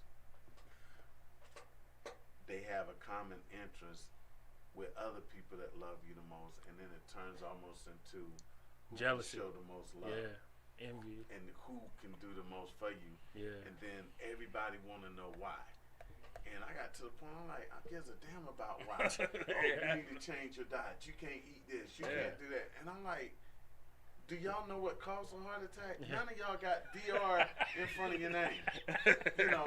Y'all been to DR, MD man. at the end of it. And so everybody telling me, you got to eat better. You got to do this. You got to do that. And I'm sitting up there like, Picture you like I'm a straight 55 years old. Right. Right? Right. And I'm in better shape than most 50-year-olds, than Yeah, most yeah. 45-year-olds. Yeah, yeah. You know, I don't go out here and eat 5 pizzas a day. Yeah. You know, I go out here and I pretty much have, like you said, a decent diet. Yeah. But everybody was saying, well, you got to do this right. And I'm sitting up there like, hey, do y'all realize that if I had to lay my fat ass down, because I was home by myself, if I had to lay my fat ass down on this couch, y'all would have been singing a different song this week. You know, but reality came into me that when you die, once you die, everything for everybody, after a week, everybody is over that shit. Right. I don't care how much you love Life somebody. moves on, huh? Life goes on. Damn, and boy. that's the thing that I looked and I said, you know, to some people in my life, the best thing probably would have been for them if I had left here. You know, because so many people in my life depends on me. Mm-hmm. You know, and for so often, I think we talked about this the last time, how my son, who's locked up for years, he blamed me for him being locked up. I even had friends come to me with like, hey, well, you know, Big Easy, if you had to do this, and this, probably your son would have been locked up. You know, That's and cold. So, That's cold. and so, like, when I had this heart attack, I was thinking, I said, if I'd have left here, what would have happened to my family? Financially, I think my family would have been all right. Yeah. You know, but I think now, and this may sound kind of crazy, but I think by me not dying, hurt my family more than help my family. Because of the simple fact, I think if I'd have died, it would have been motivation for my family to Be more self-sufficient. be more self-sufficient. You know, because I mean, Damn, that's some real shit, man. you That's know, heavy. but it's reality. That's bro. heavy, when man. when you see life flash in front of your face, and like I tell people, man, in the last 4 years, I had COVID last year. Mm-hmm. You know, so for 8 days, my best friend died from COVID in April. So, you know, COVID, that was a flash of life. You know, in 2017, my son-in-law ran the truck off the side of a mountain with me in the sleeper. I faced that life in the moment. Yeah. And then a heart attack, 3 things in 4 years that I could have left it for. So I know that God has a purpose and plan for me still remaining here. Yeah, man. But then this time was more when the truck ran off the road, I was like, okay, yeah, caught on fire, you know, fluke thing, we'll get over this. Yeah. But then this heart attack really had me look and say, what if you had left here? Damn, man. What would have happened then? You know, what goes on after that? And I thought about it. You know, my father-in-law loved him to death. Yeah. Everybody loved him. Yeah, he's a good But man. life went on. Yeah. My mother-in-law, she left here. Life went on. Grandparents, friends, relatives left here, and life goes on. Yeah. And then once we start realizing that we're not Immortal, yeah. immortal. So that means we all gonna leave here, and then when we leave here, people gonna cry for a day or two. Then they're gonna start arguing about what you left. It's a fact. You know? Yeah, and that's then a after fact. that, then their life gonna go on. They're gonna start rebuilding. The day you die is the day their life starts over again. Right. You know. Real, bro. And so that made the only thing it made me so freaking humble, dude, to realize that, you know, I can have nice cars, nice house, nice everything, but I can still leave here. And when I leave here, nobody really gives a fuck. That's reality. Yeah. It's one of the Because guarantees. they real. gonna go on. That's Right. real. You know, ain't nobody gonna stop and say every day, wake up and say, well, hey, daddy gone. Yeah. You know, they're gonna say, oh, daddy gone, but hey, I got to go to work. Right. That's a You fact. know, Damn, man. daddy That's- gone, my husband gone, but I got to find a new one. That's real, Yeah, man. see, I That's had real. younger kids then, and Yeah. and just to keep on the lines of the daddy, you know, Yeah. the Father's Day theme is like that was one time I did get emotional. Like my daughter she wrote me this handwritten letter. Damn. And so what? I was 36, so she was what, 12 or 13 maybe. Yeah. So she wrote a handwritten letter just stating like everything she wanted to tell me. You know what I'm saying? Wow. That She was let it like all that out. killed me, bro. Like I was like literally, I cried for days for that. Damn, Like bro. every time I thought about it, I cried about it, and I posted it on social media and everything. Like I kept it, I framed, or I think my wife framed it. Yeah. My wife at the time framed it, Yeah. and she put it up, and in my room, and I would look at it, and I would cry. You know what I'm saying? But it was Yeah. just the fact that it's just That like, shit real. man, and like the ending of it was like, I'm glad that everything worked out because who would teach us what we needed to know Wow. as we got older? Wow. You know what I'm saying? Like, where would we go? Like, who would we go to? You know what I'm saying? Like, she was like, I don't know. Damn, bro. So you got to be here. 12. You got to stay here At 12. and be in my life. You know what I'm saying? Like, you got to stay here and be At in my life. 12, She bro. said, I don't want That nobody killed else teaching bro. me, bro. Like, you know what I'm saying? Like, that killed me. Like, I'm like, oh my goodness. Like, this little girl really loved me. You know what I'm saying? Like, that's She No. don't think I'm just here to buy toys and tell her what to do. Exactly. I think of that too, and sometimes it keeps me hardened, and I don't think my wife understands it and things like that. Like because my wife isn't my son's mom, I think about the whole debacle. I think Yeah. about if I'm not here and stuff like that. So a part of it is while I'm here, I need to do what I need to do for my wife, for my son, for whatever future kids I'm gonna have, because I want to be like Melvin to the extent where I don't want nobody to worry about that part. Yeah. Exactly. Because you gonna have enough Yeah. to worry. I know how hard it was for me to, you know what I'm saying, like Yeah. push through with my mom and having distractions with it. Right. So if if money ain't no distraction, now you can really start focusing on healing and you can start focusing on these things. But while I'm here, a part of me trying to get more healthy and stuff like that, one, I know my joints ain't that strong. I can't be carrying around all this. But the other part of it is, who am I to people? Man, that's real. Right? Like, who am I to my wife? I'm not just, the person that she loved. I'm also the provider. I'm also doing these things. And even separate from the finance, do you want? My goal is to not have somebody teach my son the things that I should be able to teach him. Right. Have these moments with him and not feel like he's slighted. And I want to do at least as much as I can to make sure my son has me for as long as he has. Yeah. So that, because my relationship with my dad started thriving at 18, 19, 20. Okay. 20, 21. But I think the thing you have to do also is make sure while you're young, if I could pass anything on to the younger generation. Make sure he into the mic. Yeah. No, bring the mic up closer to you. it's only so far. Oh, all right, cool. No, you good. I just had to talk up a little louder. No, you good, you good. But one thing that I want to pass on to the younger people All right, you can back your. Yeah. No, he can't. is decide what people you're going to allow in your circle and give people titles in your circle. Because a lot of people feel like because they have a title of, and I'm not using myself as an example, somebody may have a title of your mother. Like my mother was, and still is, I'm a mama's boy. I ain't ashamed of it. Yeah, So you my definitely mama- are. Yeah, so my mama has a very important part of my life, but some people mothers wasn't my mama. I need you to speak up, brother. Huh? I need you to be up. I need you to speak up. Oh, I'm talking too low? Yeah, man. Oh, okay, sorry. Then that's why I want you in the mic, because you dropping real wisdom and real game. Oh, yeah. I know how this gonna show up in the edits. So what's gonna happen is just because you have the title of mother, that don't mean that's. And let's talk this Father's Day. Some people have the title of father, and we have the circle. And so because you have the title of father, you think you're supposed to be in my inner circle because you have this title. Woo! Hold on, I think that went over their heads.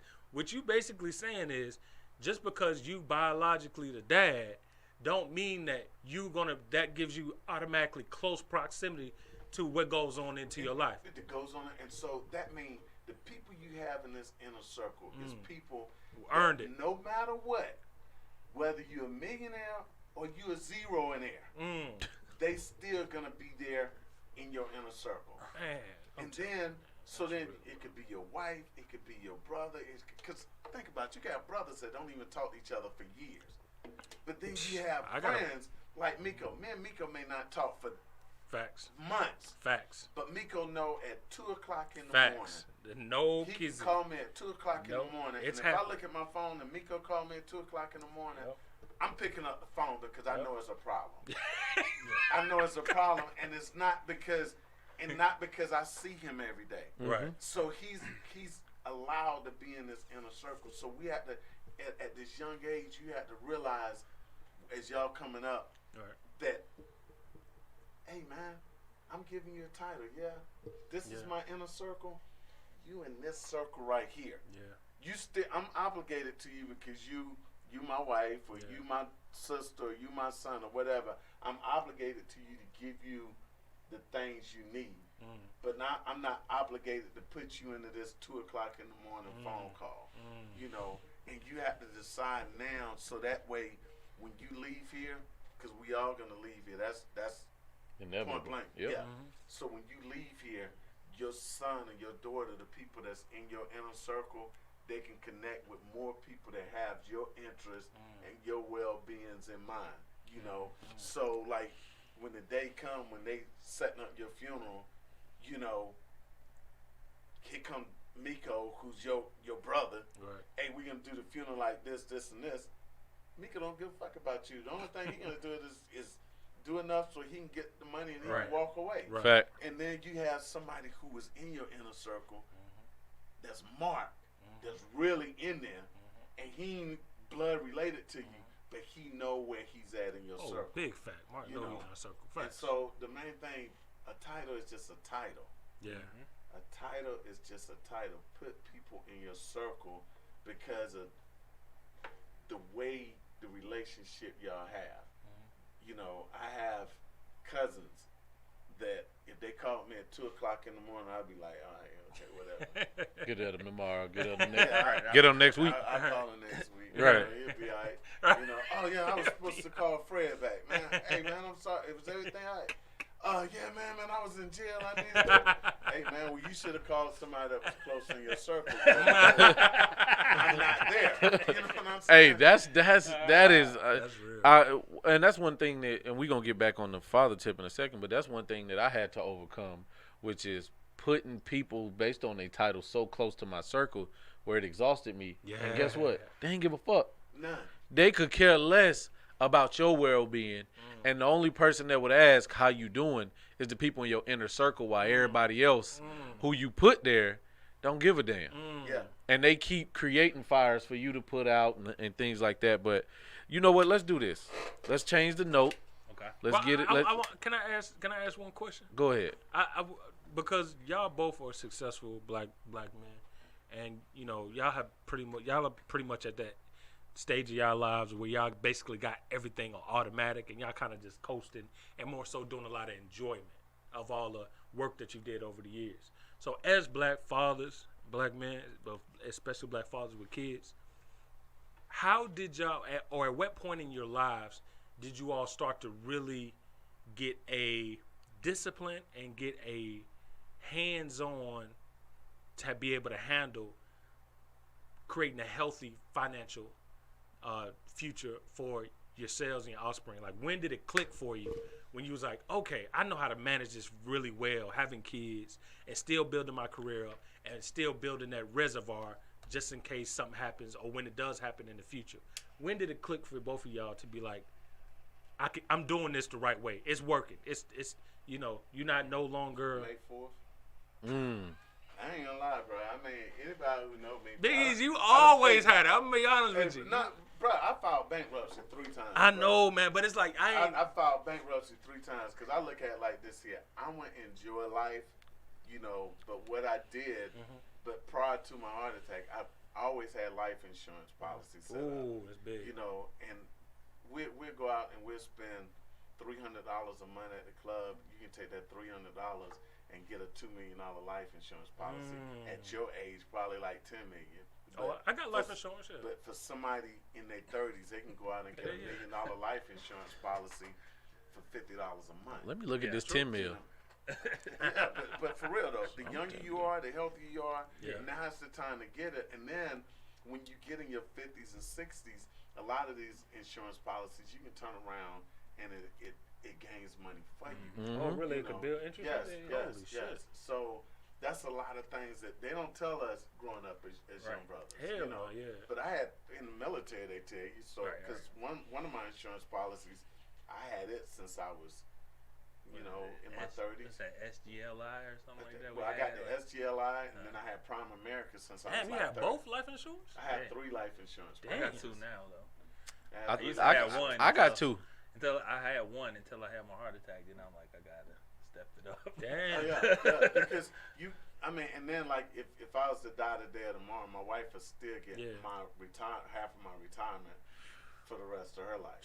So, you know, and then like when I brought my house is predicated on that income. Gotcha. So just in case I left here, she'll still be taken care of. Also, you can buy that insurance where if you did die, you get your house will get paid off. Facts. So when did you get it? It took a while, but I was always like striving to do, you know, everything, and I still do it. So like I really started getting serious. I think it was about 30. Like my 30 year. I'm really shocked to hear this from both of y'all, man. My 30 year was really a kind of a click where I was like, man, that was the first time I ever flew out the country by myself or like with other people that was other than my family. Yeah. I went to Brazil for the first time ever at it was my 30th birthday. You know what I'm saying? So it was just like everything started clicking. And I started making more money. I started coming up with ideas to make money at around that time. So so around 30. I just want to say that I'm glad y'all said that, and the answers are real, because there's a lot of black men, black guys watching this, and it gives them an honest view of you don't always have to have it now. You're not gonna always know the answers immediately, and it's gonna take time. You know, and a lot of the time, if you're a younger black guy, because you know when we all been, you know, in our 20s. and you so like caught up in trying to be the man now, you're like, I'm not gonna ever catch up to be the type of man I want to be, the type of man I see. So to hear y'all got it at 30 and your 50s, like that's real. That shows them like that's watching this. It gives them that relief that. Yeah. But you can't be afraid to fail, bro. Yeah. There's so many people out here, man. The reason why they're not successful is because they don't realize that failure is a part of success. Mm-hmm. If you fail, then you know why you fail. You rehash, go back, reinvent yourself, and try it a different way. And so many people is afraid to say, like me, like I ain't scared to tell somebody I filed bankruptcy, you know. But then if you look at what I'm worth now, you're like, you know, okay. And don't think I'm being boastful. You know, I'm just saying. I want you to be boastful. Just by the grace of God, you know, in 2017, I lost everything. Yeah. I lost everything on the side of a mountain, you know. And now, you know, I look back, you know, I had one truck then, I got 4, get ready to get a 5th truck now. And so you look and you say, well, I could have quit. You know, I look back the first time I filed bankruptcy, I could have quit. You know, I live in a nice house, nice neighborhood, wife drive a nice car, you know. Look, so I'm gonna be honest with you. Your wife always been balling with you. I'm gonna be honest with you. Man, Miss Evans is fancy. But hey, you can say whatever you want to about Big Easy. Right. But I think as a man, you're judged by your woman. Oh, that's judged by your woman. Yeah. If you out here and you driving, you know, if you driving Mercedes, and your wife driving a Pinto, you fail. You can't recover from of course, Corsica. But what the other part of that too is, most men would have it the other way around. I would rather my wife drive the Mercedes and I drive the Pinto. That's like I tell I got I got a hubcap on one of mine. Yeah, you do. Your wife do drive better than you. That's true. Right, but I would always. That's always gonna be the always case. First. You right. Take care of home first. I want to ask y'all that too, and damn, you include on this too, even though you know you about to evolve into the next phase. What is y'all's take on? So this whole thing, there's a big thing going on in the community now where a lot of women are looking for, have this expectation of men being a financing their lifestyles. They cloak it with being a provider, but they say I want a man that can take 100% of the bills, and they don't have to. What's always been y'all mentality when it comes to cultivating your relationships and marriages out of financial responsibilities? Remember, me and my wife started dating when I was 18. You know, so she just like she told this lady the other day. She said, and I don't like using this word, but she used it. She said, "Bitch, I deserve it." You know, because she was here in the times when we was eating ramen noodles. You know what I'm saying? She was there when we was getting lights turned off, and she was working 2 jobs because I was in the Army and in the field. You know, so that means, yeah, she can drive the Benz. You know, she can live in a nice house. She can go buy $400 or $500 purses. You know, she can, and don't have to go to work. So when a woman come up to me and say, well, you know, I'm looking for a man that's making 6 figures, you ain't earning. That's man. And it's funny, and on the lower level where I'm at, where it was real simple. And it's funny, me and Miko and I, we talk about this. Like the life and the way that my wife and I live now is nothing like the conversations me and Miko had in our early 20s. I was never willing to, like, I will always, like, me being a sole provider was never something that I even thought to embrace. It was, I wouldn't say it's 50-50, but it was all, my mentality was I never wanted a housewife, and if you gonna work, then work. Like, maximize how you gonna work. If you can work, then work. And it's different too, because my wife is, you know, in the process of going through nursing school and things like that. So, but for me, it was this development of my maturity and me always saying what I have to do for the family, regardless of what my wife. I'm simple. I'm frugal too. It was always, I used to take women on dates to you know, and spend $30 and be like, all right, you know that you get me. That's the. I never bought a woman like first time for me. He about to rat on me. Go ahead. No. This all me, right? I ain't gonna go that route. For me, it was me on every episode. the first time I bought a woman a bag was my wife. The first time I flew a woman out was my wife. These is things that she. That was a little. No, I'm saying. Thinking you talking about. Right, he taking this eternally. I called my woman jobs. Both she had two part-time jobs. I called both of them and say she's not working at this time. I got something planned for her. That's nothing I could have said that I would have fathomed doing, or even taking that initiative, because at that point in my early 20s, mid 20s, I wouldn't. Number one, I didn't have it, and my mind couldn't conceptualize a woman deserving that because I haven't received that type of woman. Right. But when I'm in the trenches with a woman and she building with me and she's investing in me and reciprocating everything, I don't have no regret on doing that now. Right. I don't have no reservation on, oh no, where's she gonna be at in a year? She chose me and I chose her. And one thing that we say to each other all the time is, I choose you. And that's a conscious decision on a daily basis where we going to go through our shit. We going to be mad at each other. But we actively invest in our future. And see, Mark, one thing you brought something out that's real important. Is a woman with you because she needs you, or is because she chose you? Right. I like that.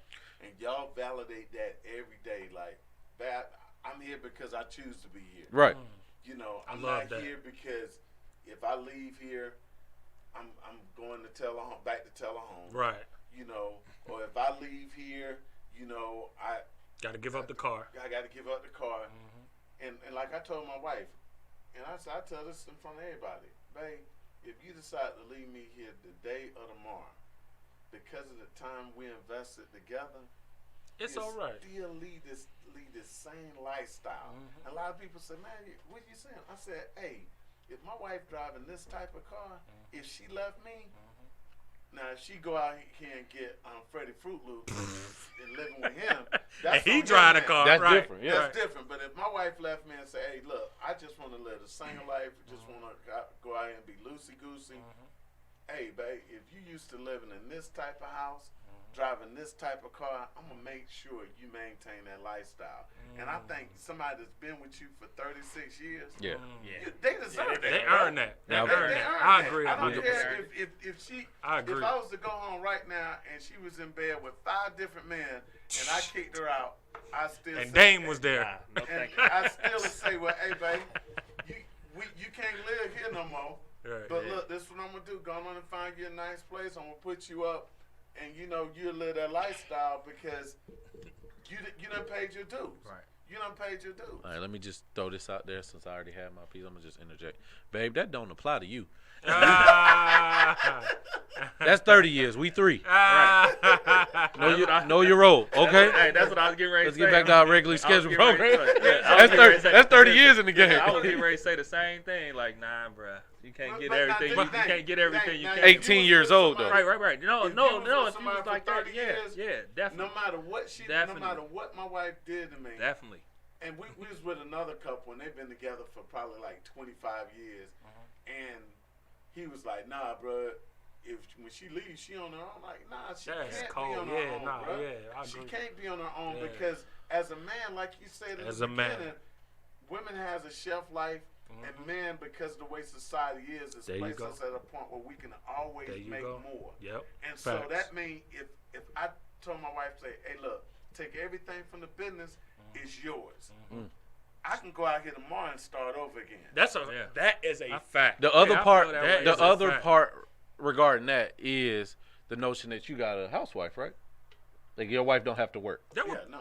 So for me, Yeah, my wife. who has who, Your wife don't She work. got No, to no. work. But Right, I mean, so- but hold on, So, yeah, we yeah. can go. We can go there Yeah, to Now, I my don't want you to whole- say my nothing that- whole- that the no, my lawyer gonna whole- use against you. No, my whole dynamic is I paid probably 90% of the bills. Oh, okay.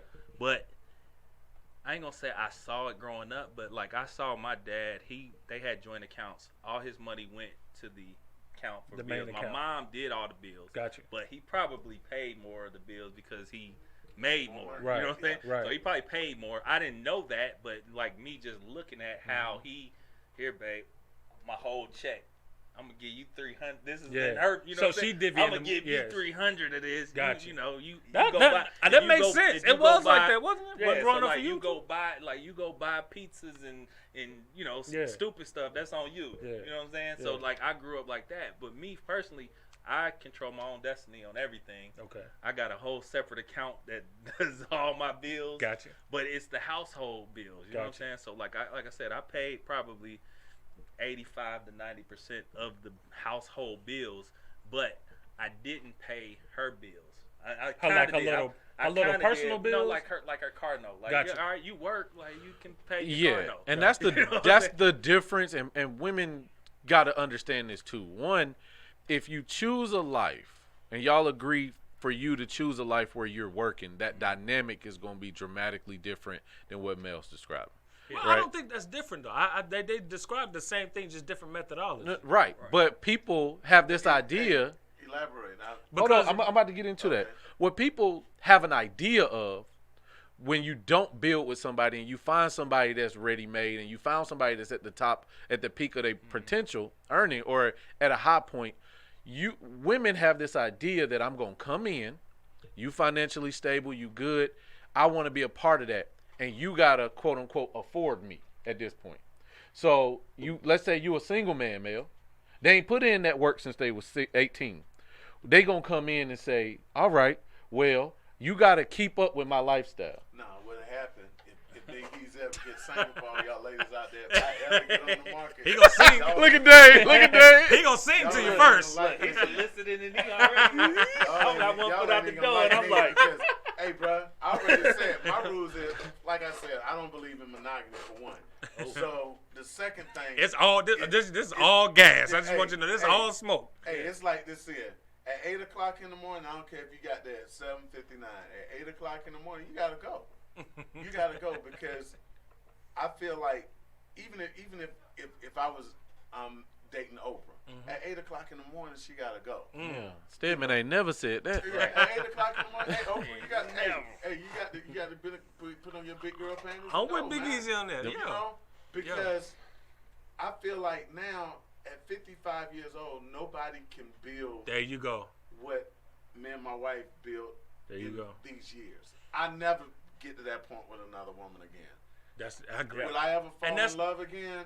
Probably. Yeah, I'll probably fall in love again. And even if I fell in love again, it'll be only so close I'll allow another woman And she'll be a to hippie. get. Facts. And he gonna have to have a separate life insurance policy for her, 50,000. Right. Something like that. Negative. But, No, Nah, she don't get none of it. nah, I mean, it's no. But and to go back to where I was saying to explain the methodology, like it's the same, the principle, different methods y'all both are doing, and where we all getting to, is saying that men don't have a problem. Most men don't have a problem giving a woman what she's invested in. If she's invested in me when, like you said, when I was 18 or when I was 25, trying to still figure it out, and we've been together for even 15 years. Yeah, she deserved that equity. Yeah, if things go apart, whatever, she deserved, she's earned it. Because she gave you her best years. Yeah. But But hold on. But if you come along the road now, where we at now, no, I'm not going, you still got to earn. You have to earn. And that's the whole thing. Whether you earn it at 18, you earn it at 35, you earn it at 25. You still got to earn. There's no you walk in door policy and just because I'm up now, you get to reap all of it. Because it's like there was work put in place for me to be up. Let me ask you this question. And just how you shunned your homeboy, who was there, like I want women to know that too. We don't co-sign men who do fuck shit. Like if they know their wives or girlfriends put in long efforts of time, and they want to when the relationship over, they want to say, "Oh no, you don't get shit." We don't co-sign shit like we be on their ass too. Let me add this. I think the difference is actually a divide in the middle right here, where I know for a fact you're okay with a woman not working and investing in you. Yeah, but I don't have kids. Like No, so, right. So, but so what we I'm had saying kids. is, me and Dame different. Dame say, "Oh, my wife work. My woman Dave working." said he paid 95, 85%. Right, of his. but what I'm Same saying is, if she said she didn't want to work, how would you have felt about that? But that's Well, not no. Again, It just all depends on what. It all depends on what you're not working for. and you Right. You focusing know what I'm on saying? the, So like if you work, Right. if you just like, I just want to be a housewife and take care of an 8-year-old that don't need taken care of. Right.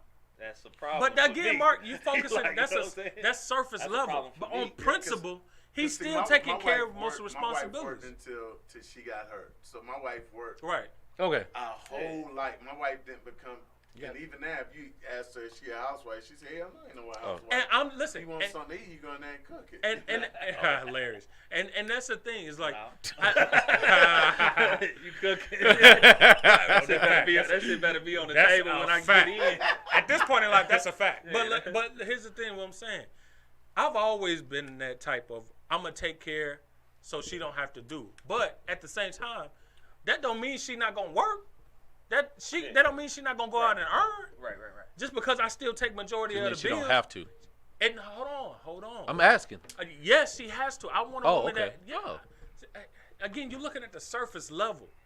Again, all the way we take care of our households are all different, but we all, at the end of the day, take care of majority share of our households on principle alone. Because we're men, and because of what Melvin said, we have the economic advantage in this system. And so, no matter how the methodology, I attract women that always, well, not always, in most cases, earn way more than me. I'm okay with that. I'm okay with that to an extent.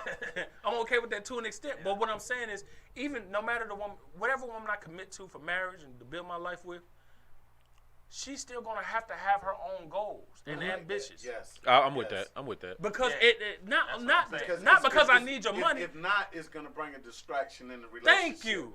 Thank you. What's gonna happen if you, like he said, and that's something I told my wife.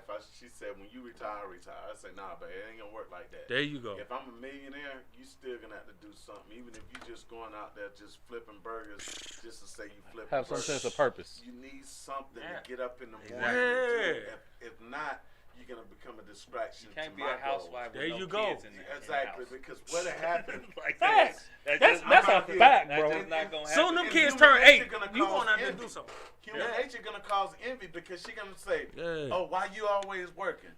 Why you always Right. Why you always on the road? Right. Why you always doing this?"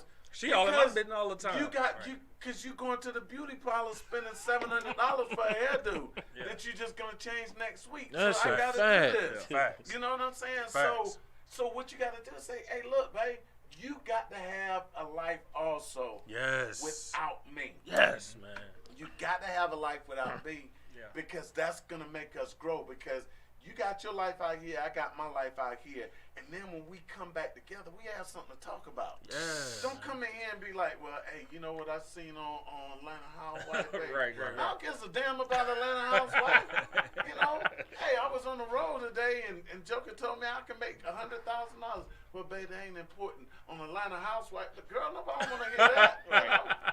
But if Facts. you got goals like, "Hey, babe, look, I'm working with this volunteer agency, Yeah. and we doing this, and this, and or next week, me and my girls, we going to Vegas because we seen this, and this." Well, how much you need, babe? I don't care. You know. And another thing, if Big Easy was single, I'm that guy. I'm not that buster dude. That I don't mind if I was a single dude, and I was going to Peru, like my big dog over there traveling. Big I dog. was going to Peru, and I met you Friday night, and I felt like we was on the same level. I'd be like, "Hey, babe, I'm leaving money to go to Peru. I don't care if you don't have the money." See, you sound like an older dude. That's why women Hold on, love just older hold on. dudes. Time out. Older dude. Watch They this. love older dudes when OG, they do triple shit like OG. that. Hold on. And This, I'm actually hold on. Let me older give him a dudes. little advice on Alright, this. go If ever, Yeah. make sure she put you in them pictures. Yo, you see the one meme when the chick was taking a picture of her food and the dude hand? Yeah. That shit was hilarious. Hey, She gonna make put sure me she in- put you Yo. in the picture. Don't be I'm making. paying for this. Yeah. I'm Yeah. paying for I was this. watching I'm in it. this I one. was watching this podcast one day, and this chick was just like saying that, and she was good looking, you know, but ain't nothing I ain't seen. We in before. Atlanta. Yeah, exactly. But she was saying that he was asking her, well, what attributes or skills do you have, you know, that you bring to these men's lives or whatever. She's like, I'm their inspiration. And to me, and of course she was a young chick, but to me it was like, the women get that really fucked up. Like they think they Say don't. it loud. They really get that fucked up because you don't understand. If you a woman talking about you gonna just be my aspiration, what that translates to me is that really, and most men, especially fluid men, you just around until I get tired of fucking. And if you ain't got nothing to really contribute to our life, and people say that this ain't no bring to the table conversation. This is literally what attributes about you that I feel that are desirable and fit into my life, fit into our value system of how we want to build our future. If you don't have that shit to contribute to my life, I'm just gonna get fucking you, and I'm gonna eventually get tired of fucking you. And when I get tired of fucking you, that lifestyle that I've been affording you is gone. Right, because everybody is in. Everybody is in. Everybody is in. You gotta throw everything in that damn trash bag, because I want that Louis Vuitton suitcase I gave you. And the reality is, it's easy to be inspired when somebody is affording you a lifestyle. It's easy. But you don't really. No. So I'm saying for the woman. That's what I'm saying. If you don't have nothing else, yeah, you can always come with a sense of joy, and yet that shit gonna level out. And we had that conversation when people talk about bringing women to this country and they become Americanized. Right. When they start feeling entitled to certain things, and you start asking, really as a black man, what is it that you're doing for me that differentiates yourself? Again, this ain't no table talk. This ain't no, because we all black men in here. This table gonna be here regardless if you or not. So this ain't no what you bring to. I don't care about all that. It's what do you contribute to my life? Facts. My vision. What is it about you that's magnetic? That's beyond the physical. It has to get beyond the physical part. Miko, I got the answer. Because my dick gonna eventually go down. Let me answer it in the way they would answer it. I'm loyal. I'm supportive. I care. You people got to realize, Miko work in IT, Dame work in IT. We got an entrepreneur. I work in HR. We got careers. Right. What you gonna not support my career? Right. That's a legal career. Right. Yes. What you gonna not support a business that's already built? I want to capitalize on that too, because a lot of women, they say they loyal and all that. And what you just said is so true, because a lot of them forget that point. They don't even help, and they don't invest into your careers with you. They don't see that Dame he not only doing IT, but handling multiple business. They don't be like, well, babe, let me take care of your social media. Yeah. They don't be like, oh, oh, babe, let me at least be your administrative to handle the business calls. Like, that's real support. That's but they don't even, that shit don't even compute. They think because they say, oh, well, good job, babe. Oh, that's cool. Oh, good. Oh, they I got a promotion today. Oh, that sounds like, Miko ain't bring it out, so a little public service announcement. I am an out-of-work actor. But oh, yeah, you are acting now. Yeah. My next movie will be out this month. Hey. Okay. Booty Talk, the legends. Shout out to the Ministry of being a theater in the Hey. Is that real? Okay. Oh, shit, no. And we definitely going to have y'all plug y'all stuff in too towards the end. But yeah, that's dope, Big Easy. Yeah, but like, if you had the perfect woman for me, I can take my cell phone and say, hey, babe, look, I'm trying to blow up as an actor. I'm trying to blow up as a singer, right? Here's my phone. I want you to monitor my social media. Just like he said, you want to be supportive of me? So, like, when Becky texts at 2 o'clock in the morning send me something in a DM on Instagram and saying, oh, I love you at the show last night and da-da-da. I don't want you to wake me up. Why is this girl? Holla. Listen, holla. I'm trying to go to the next level. Women is the ones who's going to support a man. Facts. So if a woman going to support a man, you gotta be like T-Pain wife. I'm giving you my phone. I'm giving you my phone and say, okay, babe. Oh, well, who is this? I'm texting you. Well, babe, you answer my texts. Easy. But do it in such a way that I still stay relevant in this business. In the trucking business. If I'm in the trucking business, let me give you my phone. Yeah. You see females out there. I'm not, for a 55-year-old guy, hey, I'm top shelf, dude. Hey, you about to tell him you're a 10%. I'm top shelf at 55 years old. Yeah. So, as my wife, as a woman that says, I'm loyal and I'm supportive, you got to realize something, that at the end of the day, no matter who I smile, who I talk with, no matter what, at the end of the day, I'm coming home to you. Back to you. At the end of the day, you driving the Benz. At the end of the day, you got a walk-in closet that's so big that you lose yourself in it. You know, like my daughter told me, she said, Daddy, you used to say this all the time. So stupid, my room got rooms. She said, you there. And then, That's a Jeezy line. If you there, why do you care if I give you my phone and some girl that can never take your place, that can never live the lifestyle you're doing, if I give you my phone and say, okay, babe, you handle this part of my career. Because right now, only thing I got to remember these lines. I got to remember this song. And I need you to just kind of like tone it down and look at me as you already got the trophy. You won.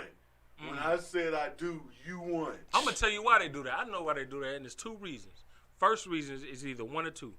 The first reason is they do shit like that when they know they ain't invested. Preach, Reverend. They haven't did the work and invested in building up, sustaining, and don't want to do the work. It's easier to be insecure. Right. And then the second reason is because they believe that they picked the wrong man. They would have do who probably They probably would have do. I ain't say that they're both. It's either or.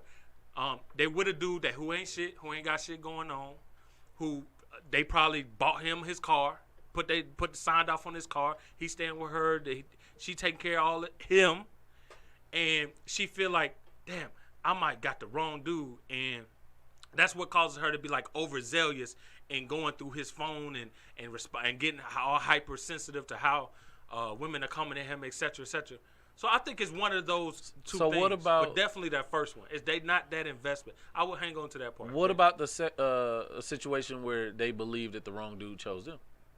It don't matter. They accepted the motherfucker. No, I'm saying. So when you hustling and you moving and you grinding, when you talk about your partner being stagnant to some extent, the insecurities comes through the stagnation. You're not busy enough. I agree. And they too busy. I agree. You see somebody working 18 hours a day. You see somebody too busy to hang out with you and cuddle up with you and things like that. And you're just doing this. And it's not to say this is something that you working your one job. Right. You working your career that you've invested in already. Right. But when that person say, I got my career, but I want something else. Where do you, when you look at that as a reflection of, at some point in time, right now I don't feel like I'm doing enough. Yeah. But my motivation won't allow me to do more. So instead of doing what Melvin's saying, hey, let me help you build this up, or let me build up something for myself. You say, well, you ain't got enough time for me. Right. What are you doing? Right. Why don't you spend more time with me? Why don't you love me this way? Why don't you do? It's more so like it creates that insecurity to say, am I good enough for you? Yeah, that's what it is. Am I doing enough to keep you, or is it that you gonna go out and get somebody that's on your level? I agree, but first off, my therapist said that, but I definitely agree. Right. That's number two. The number one is they not invested enough, and then number two is that lack of security within themselves and their position in your life. Okay. Because of the number one. Let's switch. All right. Since you were so worried about this. This about you, Miko. Oh, shit. Advice for Miko. This is our segment. So as fathers, and of course we all got kids that we can account for. The court said it wasn't mine. Right. What's something that Miko can look forward to as a father? Oh shit. Dude, before we got off on the tangent of the heart attack, the other day when my daughter surprised me and went and finished the move of my house without me asking. And she called, she said, Daddy, I thought you was going to meet me at the house at 8 o'clock. I said, I couldn't be there. I was at the hospital. So I'll be there in about 20 minutes. And I was going through one of those, and Dia tell you, after a heart attack, you just go through these moments where you just so depressed. And I was just sitting in the car, just depressed. And I was like, well, I'm on my way. She said, take your time, I'm finished. I said, you finished? You mad? She said, no, I'm finished with the house, Daddy. Only thing you got to do is just come put the stuff in the back of the truck. And, dude, I couldn't move. I sat there and cried for 20 freaking minutes, bro. And it was just this girl, 35 years old, and still love her dad unconditionally. You know, my 32-year-old loves her. You know how Chelsea is about it. My girls love me. They do unconditionally. They no matter, girls. I can't do nothing wrong. Facts. My son, 36 years old.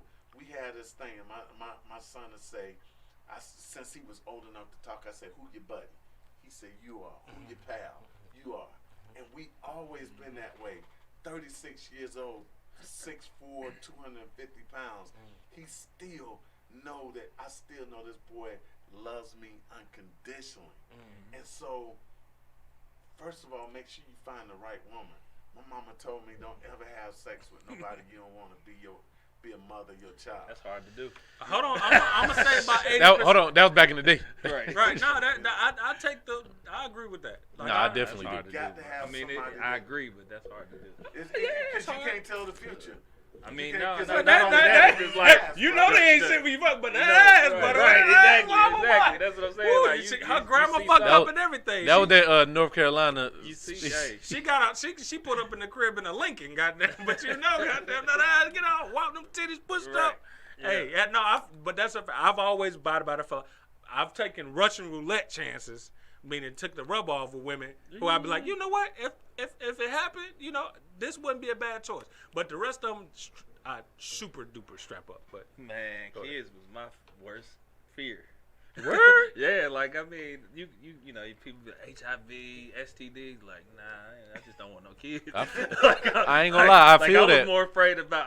I'm even now, like I'm more afraid of having kids than getting a STD or you know what I'm saying. Yeah. Like So, I mean, I don't know what it is. It's just the fact that like that's for life, and Right. you know, some diseases could be for life too, Yeah, but yeah. that's for life. And then like when you do have kids, bro, just like love your kids, man. Love on your kids. Like make sure you let them know that you love them. You know what I mean? Like I didn't grow up in a family like my family wasn't real touchy feely, huggy. I love you every day type. You know, I know families like that, and I've seen families like that. But like, I knew that they loved me. You know what I'm saying? Because they would do things for me, or they would, you know, life lessons and stuff like that. So like, that's I my grew up the same advice to way. you is to love on your kids. You know what I mean? Love on who, if you haven't, you know, even if you got like stepkids, and you know later on in life you might not like, I can't have no kids. You know what I'm saying? But she has one. Love on them. Because you are gonna be an integral part of their life. I've been a stepdad before. And they're gonna look at you in a different light. You know what I'm saying? Just like he was saying, like he can't do no wrong. Like I think I can't do no wrong, especially to my son. Like he think I can do everything. Look, Daddy, just go fix it. Like I can't fix that. Like you know all electronic stuff. Like no, I don't. Like they fix no cars, son. Like, I'm gonna tell you this, man. My son, That's hilarious. regardless of like I told y'all, he be up late with his mom or whatever. It's one thing for me to call my son. I know he be, you know what I'm saying, busy, not doing nothing in life. But when he called me, and be like, "Hey, Daddy, I just, you know, was thinking about you." I'm like, "What?" right. His mom told me. no, don't it? His mom told me the other day, and I ain't an emotional person by any means. My son, sometimes like It's crazy. The biggest dudes in the room are the most emotional. Right. It's crazy. Sometimes I do this thing with my son where I'll be like, I make him some food, and I'll be like, or if I buy him some food, I want to eat his food, so I'll be like, hold on, I'm about to taste it and see if it's poison. My son took that to heart, and so he tell his mom like, "Mom, my dad loved me so much, he always tests my food out to see if it's poison." And so one day he was like, and we went to a baseball game not long ago, and she was like, "You know your son really think that you, I had some nachos, I took one of them, I dipped it." She was like, "Mom, he's trying to make sure it's not poison." And she was like, "You know your son really believe that, right?" I was like, "All right, cool, I can get him." You know what I'm saying? It'd be small things like, you know, my son, it's that discipline is there always, right? And then I have to actively make sure that he knows that I love him, especially because I used to work with traumatized kids, so I know what they go through. And no matter what you do, my mom used to have them damn near a ring on every finger. And after we got past the whooping point, my mom used to punch us in our damn chest. But that wasn't as traumatizing to me as the notion of like my mom loved me and made sure she knew. As an adult, I reconciled like this was the thing that she felt like she had to do to induce some level of discipline when she didn't feel like she had enough control with her words. But my mom, if anybody ever asks, you know that they love you regardless of whatever amount of discipline, like Mel was saying.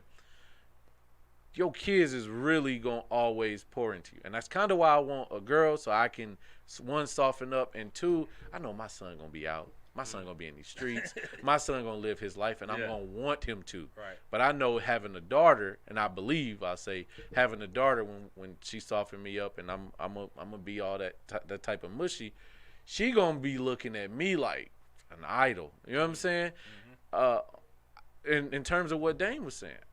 I'm still petrified. I got a wife. I feel like I chose right, regardless of what go on. I'm still scared of having a kid where I'm over planning, and my wife be like, "Man, why are you doing all that? We just going like I'm over planning." People ask me when we gonna have a kid. I'm scared. She in school. I get to use that as the thing, but I'm still scared because it is a forever thing. It is a lifetime investment. I am essentially gonna have to marry these children as well, and I have to get past the fear of having another kid and whatever consequence happens after that. Am I prepared enough? Am I going to be married for the rest of the life? What am I going to give them into this world, and what world am I going to send them in? All of that is kind of petrifying to know that, and you never really get confirmation, as it's a thankless job being a father. You never know if you're doing it right. You get these little trinkets, these little moments. You get the affirmation from your companion or from your mom if you are not together. Like you don't know, and that's kind of scary. But the beautiful thing about it all is you get to see this thing manifest. You get to see a kid that that couldn't do shit, with drool on you and shit on you. And luckily, I ain't never been shit on. Max ain't never shit on you. I'm disciplined. He's shitting on himself before he shit on. He pissing on himself before he piss on me. That didn't happen. I'm like, plenty of times. I have plenty of time. And yesterday, day before yesterday, my Jam called. He told his mom when he got out of summer school, he said, "I want to go to my papa house." You know, and she like, "You don't want? Nah, just drop me off at my papa house." He's 8 years old. KK. I mean, I was leaving. That was one thing that helped me up. They was coming in when I was leaving, and they was just like, "Oh, Papa," and dude, that's something that I don't care how many nights I done stayed up on the road. I don't care how many foxholes I done slept in. Just to hear them say Papa, just to hear my son just say, "Hey, Pop," just send you a quick text to say I love you. Just like you said, man, it's just little simple phone calls. Those things is, I mean, somebody can come up here today and give me $1 million and say you can never see your family again, and I say burn it. Because that's how important my family is to me, and I think the both of y'all with kids, y'all are, and everybody know, my girls know. If a guy lays hands on you or somebody hurts you, the last person you need to tell is me, because you'll never see me free again. Bottom line, Mike Tyson can put his hands on one of my babies, my daughters, my son, my grandbabies, anybody. I'm going to jail for life, right? It's nothing, nowhere you can hide. Well, Melvin, that's not fair. That's not fair. And it's funny you said, because my sisters and my moms are the same like that with me. I get all the bad news very last if they tell me when the problem finished. Right. And I have to. But if I ever get bad news, one they know, and I know it's reached a point where, like, I really got to step in and I can fix it. And on top of that, it's really bad because they know how. And I give my mom, my sisters credit for this. They know how nobody's gonna stop me. Like you're gonna need a real force to stop me.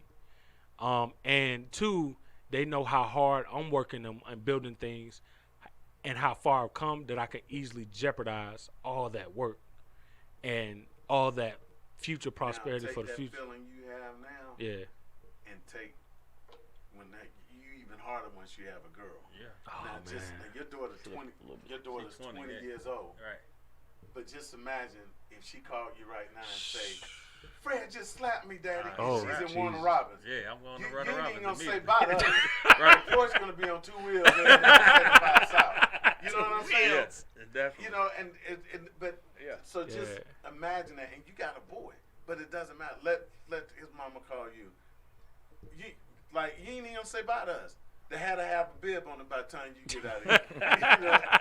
I mean, but that's what having a kid is, man. It gives you a different type of unconditional type love, and that's what made me stop believing monogamy, because I said, He don't want to let this shit go for the. I'm trying to spare him. Goddamn. That's the campaign. He don't want to let Right. this shit. I'm trying to change the world. But that shows how you can have this deep love you can have for another person that you love above yourself. Once you have a kid, the love you have for yourself is second nature. Mm. When I hear people talking about, you eating and your kids starving, I can't imagine Right. that. I can't imagine it. Right. I can't imagine. Me either. If I ain't ate in 20 days and my child sat up there and they ate yesterday, they're gonna eat tomorrow too. You know, It's just like when I see, sometimes when I see like cancer patients and their kids and their parents are there, it's like they want to jump in their body and take the pain for them. Mm-hmm. You know what I'm saying? Like it's a different type of love. Yeah, I believe you know that. what I'm saying? Man. Like if like say I was my son had the heart attack or something like that. Like I would want to take that on for him instead of him taking that. You know what I'm saying? That burden, and that's how you really feel when you become a father. Damn, man. When you become a father, you like, man, I'm gonna take a bullet for this dude. Right. Like if he, somebody jump in here right now with a pistol, I'm gonna jump on him and just cover him. Right. You know what I'm saying? So that's just how. That's you know, crazy. Or my daughter too. The 180 for me came where I was like Dane. I wanted to be the best uncle. I'm like Melvin. I want to be the best granddad. Like I never looked for. I wanted to be a granddad before I wanted to be a dad. You know what I'm saying? Granddad right now. Right. You get to give them back. Like I want my daughter to get out of school, but I'm like, I want to be a granddad. And she's Right. Like, nah, I ain't having no kids. Like what? Like she's I just gotta wait like another Right, 10 years. 15 years now. wait. Like I gotta wait another 15 years. Like I'm gonna be old, dude. Right. And it's funny, I'm like really be a dad. it's funny. I might call my dad on this episode. He called me. Oh man, you should always call him, man. I'm about to call him on the episode. We doing the Father's Day episode. I'm gonna call him and see if he pick up.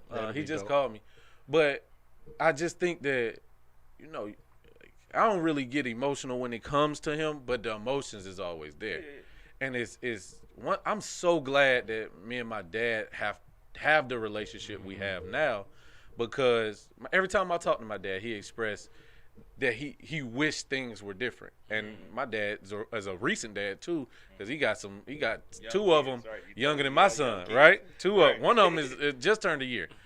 And the interesting thing is, I see his regret, and I see him wanting to have done more, and it's a shared thing. I wish he would have done more, but I can't do nothing about that, and he can't either. One, he's doing a great job with my younger siblings, and he still does a great job with me. We talk now like we brothers. We talk for hours sometimes. Sometimes it's funny because now we talk like I'm giving him advice. You know what I'm saying? Like, hey, and he'll ask me like, yo, man, I'm stuck in this situation. What should I do? I bought my home 2 years ago. He bought his house maybe right before the pandemic. He say, well, it's different now. What do I do? I love sharing that information and having these moments. We get to share cigars. Like, it's an amazing feeling going up, but it's also that amazing feeling going down. And I be looking at my son like, damn, whatever discipline I give you and however, you're going to still have to live your life. And I'm really excited about how that's going to look.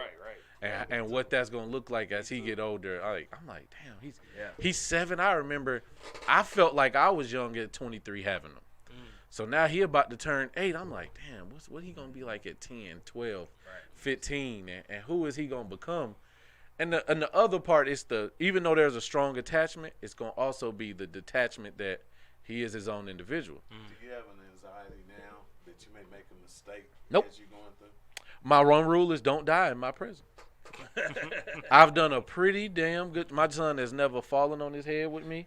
We got close. He was at the ground, but he fell off that bed. He looked at me with so much joy that his head didn't hit the ground.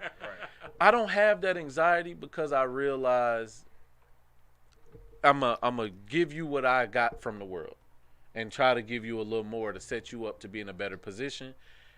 And then you got the other side that's your mom, and she's imputing certain things on you. And after a certain point, I'm going to have to let you go.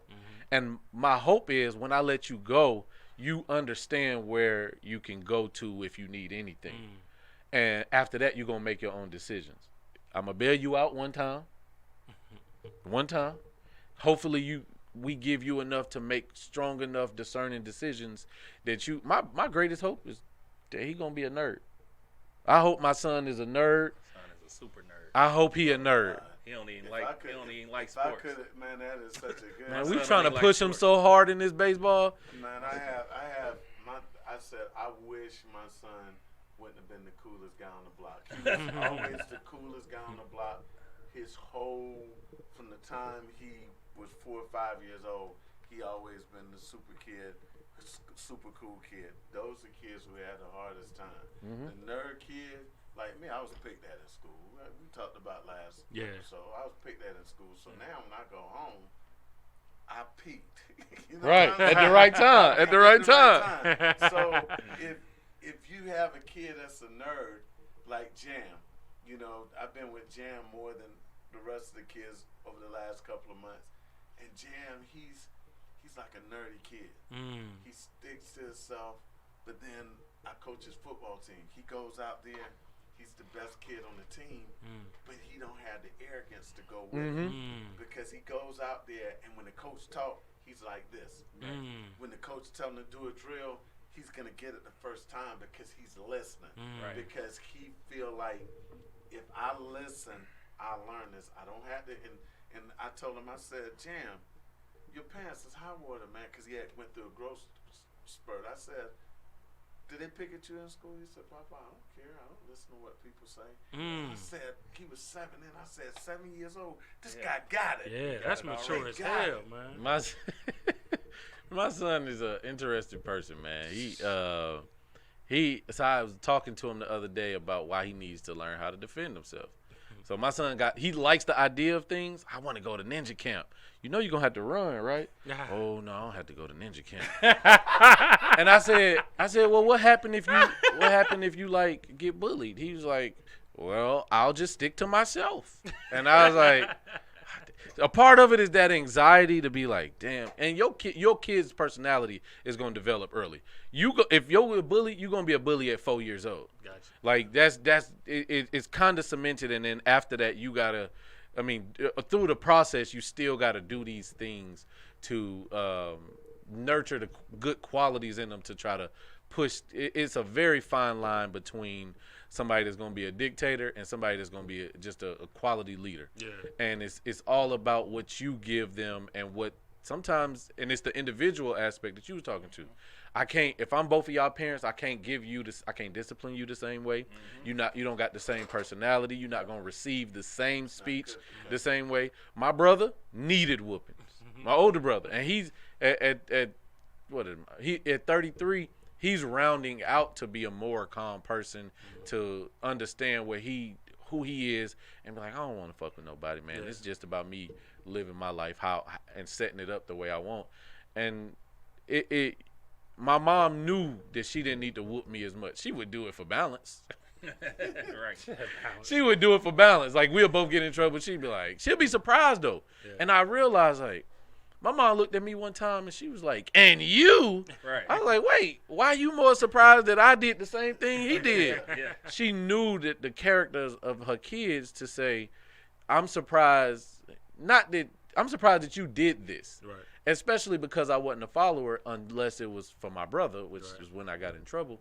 But man, I got a lot of faith in Miko, the father that Miko is. I always joke with him and say, I can't wait till these ideas meet the scenarios. Yeah. I can't wait. I'm still excited about that. One, I'm excited about who he choose, and then two, when that baby come, I'm a ridicule him too. Miko, all calm y'all down. gonna babysit. I just want all y'all to know that. All y'all got babysit. You better line that up with ours, shit. You better line it up with ours. But Definitely a different feeling though, man. Yeah, man. I mean, listen, man. It's one of them things where it's like, I ain't gonna lie. I do sometimes be having baby fever, which is crazy. you the only guy I know that have baby fever, to be honest. I don't have it. Also, I have. Because you be pulling out. Hilarious. But so before Love I game is started terrible. having it at like 6. I wanted 10 kids, bro. you always been a family I always man.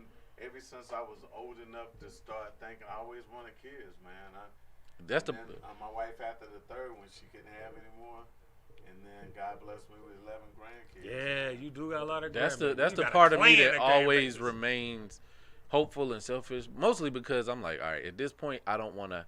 I think about retirement backwards, right? Yeah. So I know that if I got 11 kids, that's gonna push me back. It's either gonna push me back or push me forward into the work I feel like I have to do. I want to ask y'all this because we got it. We run the show on time. All right, make sure I get time to call my daddy. But let me ask. I want to ask y'all this. I was gonna ask y'all who's the favorite kid that you got, but I want to. Hey, that's my favorite question. But I want to also remix it. I want to remix it with this. Which of y'all kids do you see yourself in? My That's daughter. easy. My daughter is more. My son is like really talkative, and he does. You know what I mean? He moves way different than me and my daughter. My daughter is just. I'm gonna get it done. I ain't gonna say much about it. I'm gonna accomplish this, and I'm Daughter gonna like, run my the daughter, business like, for you. Like my daughter got multiple jobs. Wow, And she a at 20? college student. That's Oh, crazy. okay. You see what I'm saying? Like At she got 20? multiple jobs. Like she like, oh, I went to my job in Warner Robins, and she goes to Albany State. So she like, damn. I just got a shit. job in Albany. I'm like, so what happened to the Chili's job? I wasn't feeling it. Wasn't making enough money. So now I'm making $10 an hour doing some selling pool products or something. She was saying, and I was like, she told me this today, matter of fact. Yeah. And I was like, oh, well, good for you. Like, is that something you really want to do? She was like, not really, but it's an ends to the, means to an end, and I'm making money. I'm making more than I was before, and that's how I lived my life. I was like, I'm making more money here. I'm gonna go here, and I'm gonna do this, and I'm gonna do multiple things, and then like she's in the real estate, and like we're trying, like she want to get into real estate early. Like she's 20 years old. I bought my first house at 24, so I'm like. Yo, so the first house that I bought, I'm selling now to give to her so that she can have her first house before I got mine. Right. You know what I'm saying? Like, so I want her to be like, yo, I had my first house. I was 21 or 20. You know what I mean? Yeah. I want her to be able to say that. So I think that my daughter is more me than my son. My son is more outgoing and talkative and like fun facts and riddles and stuff. Like I wasn't thinking about none of that stuff. Like really, like fun fact, Dad. Like, did you know that your foot was from here to here is the same length? Well, I'm looking like, no, I didn't know that. So you're like, yeah. And that like he enjoys that. Like I wouldn't have enjoyed that as a kid. My daughter would be like, thank you. She nonchalant. How old is your son? 8. Okay. Yeah. What about you, Millie? Man, it's. I already know say you're it's about to say. easy, but Miko says Chelsea. People think me and Chelsea is twins, but all three of my kids, I can divide them up in a third. All three of my kids has my personality. I see it in Janelle too. I definitely see it in Janelle. Janelle has my compassion. Chelsea don't have no compassion. Man, fire. Chelsea has my drive. Yeah. Chelsea she's very progressive, so she's very free-willing like I am. No, Melvin. non-monogamous. I can't speak for her. Hilarious. But Chelsea is free willing like me. Janelle is more. She has my compassion for people. Janelle is selfless, and not bragging on myself. I'm very selfless. Yeah. So Janelle is like that. Janelle is a give her per last to True. anybody. True. Lil Melvin, he has my I say Lil Melvin has my temper. I was waiting on you to say He it. has my temper. He has my swag.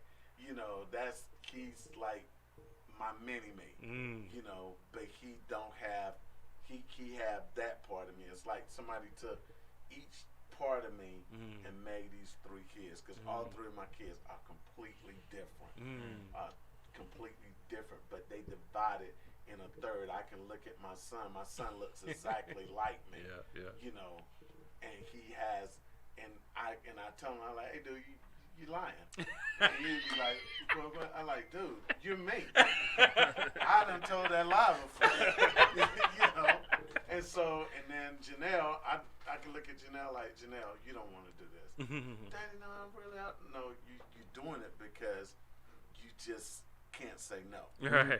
Chelsea, I know, like I tell people all the time, like, hey, man, why are you thinking Chelsea gonna come over here and help you do I'm something? telling you. Chelsea is not that person. Chelsea is that person that's gonna come over here and kick down the door and tell you, you're gonna do this. And if Facts. you mess with my dad, this is what's gonna happen to you. Yeah. So mine is like I had to. I see a honestly little say- bit. I see a little bit of my son in me as far as academic wise. Like he's an academic, and he always say like I'm an adjunct professor too, so I teach part time. Oh, so shit. he always says like, oh, I'm gonna be a math teacher like my dad. You know, I'm not a math teacher, but he like my dad. He teaches people and whatever. So he wants to do that type of stuff, and like we do random math quizzes, like just. Like on our, cause I got a long commute. I go pick him up in Loganville, and I live in Hiram. So like that whole commute, we talking about Math like we facts like and what's shit. 4 times 5? Like he know his timetables. He ain't even in 3rd grade yet. He only Damn. 2nd grade. So Right. he know his timetables. The other day we were talking about fractions and percentages, Yeah. and it blew me away that he knew what a percentage was. He was like, 3 out of 4 is Wow. like 75%, and I'm like, See that? how do you know that? Dude, I was. Like, how do you Hello? know that? Like, how do you know that? Right, like, how do you know these things or whatever? And he was like, I just know it. He doesn't realize, and that's how I am too. Like, I'm good at trivia, and it'll be something random, like, what's the difference between Greenland and Iceland or whatever, and I'll know it. I don't know how I know it, but I know it. Like Mark might have told me, 20 years ago or something. You know what I mean? Like, and I'll remember that, and it'll always be in my head. And that's how he is too. Like he remembers everything, like that he enjoys. So like, he if got enjoys like it, a cerebral way of thinking. Okay. But he's like super outgoing and all that stuff, and I ain't. Especially as a kid, I really wasn't outgoing. Right. Like I was into sports and stuff. Yeah. He's not into sports. Like, you know what I'm saying? Yeah. Like, that's the type of stuff. Like, my daughter was into sports. She played softball. She almost got a softball scholarship and all that. Wow. She had 2 bad knees. Yeah. And so, like, me and my daughter is on that level as she's able to do sports and we can talk about sports and stuff like that. But my son, like, I took him to the viewing party for the Hawks the other day, and he didn't want to go. Like, what you mean you don't want to go? That like, concession stand was his you know, thing. You know how much you want, like, man, you know how how I wanted my dad to take me to a Right. game so bad, like, So I took him, just like, yo, you going? 'Cause, I mean, for real, he didn't have no other choice, for real. Like, you going? Because you with me for the summer, you Right. gotta go. So You put the he dad went, face on. You going? man, he went and he had the best time of his life. Mm. Didn't know nothing about a game. Like, what is what did he say? What round is it? Like, what the huh? I raised you. right, like I was in the back of my mind, I was feeling so bad, like, I can't believe he just said, asked me what round was it in a basketball game. But that's the thing, like, you take like he said, you take a little bit, like they take a little bit of your personality and your traits with them, and you can see it. Yeah, like you, right? You like, and you try to do things to increase that too. Like you know what I mean? Like I said, when we do our timetables and stuff like that, like I really don't need to do this. But you enjoy it, and I enjoy doing it with you. So let's do that or whatever. So yeah, man. I think I only got one, but what you see yourself? I say this: my son has an 8-year head start at least. Yeah. If I have another boy, he got some making up to do. It's my son looks very much like me. Facts. He was the only child I was very recluse, and I let my brother take the lead. So I was real quiet when I was younger. I didn't have no sense of humor for a long time, but my son think he is hilarious. And if you ever put like him and another kid that he cool with in the room, oh my gosh, just the dialogue between kids. But I think when I look at him, I'm already gonna be proud of who he is. I think if he ever like fall in trouble or something like that, it's gonna be based off influence and not his own idea. Unless it's like stealing or something. I can see my son getting caught stealing. Had that ready. But it'll be very difficult for like a second child to come in, a boy to come in, and my son struggled with me too. Like my son was there when I was struggling, and so it's almost like, you gonna come in when I'm this second kid gonna come in while I'm doing good. Right. It's not that same. You'd be surprised, Mark. No. The second kid come in, all the love you have. No, I believe that, but I think that I think it's not that I'm gonna love them less. It's just they gonna have to carve their own lane. You know what I'm saying? But if I have a daughter, she might come in and, you know what I'm saying? Take the lead. Depending on Max, what you doing, dog? She love me a lot. You know what I'm saying? I think I'm looking forward to it despite my anxiety towards it. And I think it's all gonna work out for the best.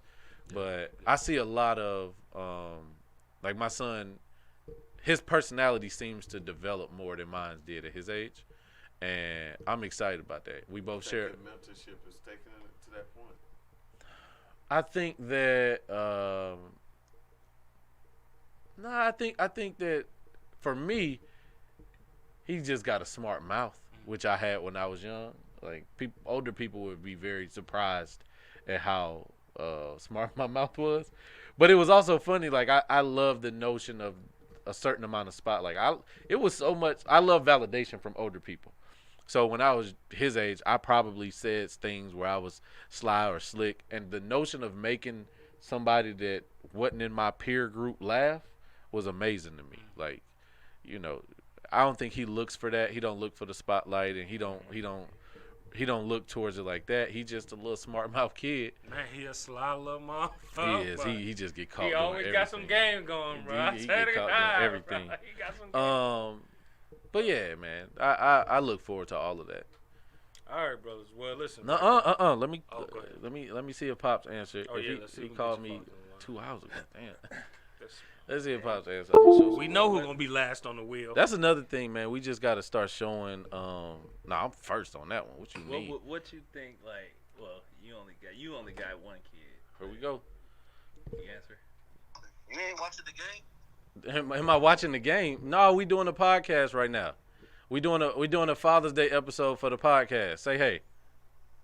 Hey guys, how you doing? What's going on? What's going on, OG? That's my brother. They're busy. They're busy. Oh, you trying to FaceTime? My brother's trying to FaceTime. Yo, Dad. So I was just calling. We was doing a lot of talking. I brought you up. Just wanted to express my love and appreciation for. We talked about how we strengthened our relationship over the years, especially after I got out of my own way when I was feeling myself as a college student. But I just wanted to, huh? We all go through that. Yeah, man. I just wanted to let you know that I love you and I appreciate you, and I appreciate your accessibility and your availability when it came to me coming around, and just the dynamic that we have now. No, thank you.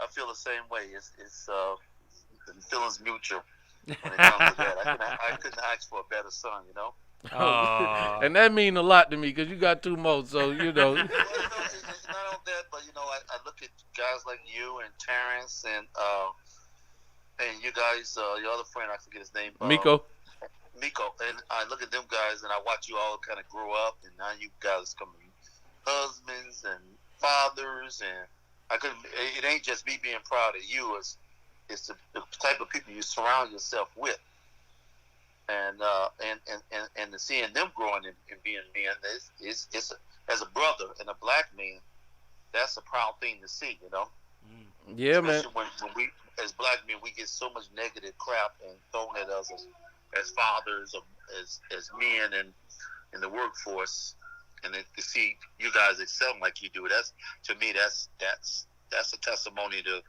a lot of good women and a lot of good fathers, Yeah, absolutely. Yeah. But so I appreciate you, Dad. I love you. No, I'm not watching the game. I'm gonna catch all the highlights. And okay. So I'm not gonna talk about the Atlanta game that you guys. They done took the L. That don't sound too good. Oh man. But we tied up. We gonna win the next one. That was game 7. No, it wasn't. That was game 6. Oh, damn. All right. Game 7. I'm not gonna tell you, but it's just gonna be three game 7s because my LA Clippers are getting blown out tonight. Such a blessing. They at home. But Dad, we're about to wrap up the podcast. I just wanted to let you know. I say I love you, and give me a call tomorrow so we can talk about my grandson. I know you got busy during the week. So let's talk about that, okay? All right, we'll FaceTime you. God bless you, okay? All right. Bye, guys. Bye. All right. Hey man, this is Black Men and Cigars podcast, man. Y'all got me all choked up and shit, man. I might call my father. Hell no. He right here. What you mean? right. So I Stay your ass on that step. I want to appreciate these black guys for coming in, man. Dame, as always, man. We hope to see both of y'all again. Dame, you definitely coming on again. Big E, we gotta have you on again, man. Man, you can't be a ghost, man. Yeah, we gotta bring you. Hey, man. Hey. All right. Half cartwheel travel, baby. Hey, man. And he on that cool ass bike that came in, man. I love that bike. That bike was dope. I didn't know you could have a sound system on a bike like that. Man, them things be annoying, man. Them folks be pulling up in the gas station all loud. It sounds like a gas station on that motherfucker. Looking like, nigga, why is the Gap band playing? Right. Why the hell? The Gap. Hold on. Before we leave, good. let's leave with the smooth sounds of Uncle Mel. Right. Well, hold on. Where can they reach y'all first? Yeah. Where can people reach y'all if they need to contact you for any advice or to see what you got going on? Damn, I know you got different multiple business, real estate, and you got there's another business you got too.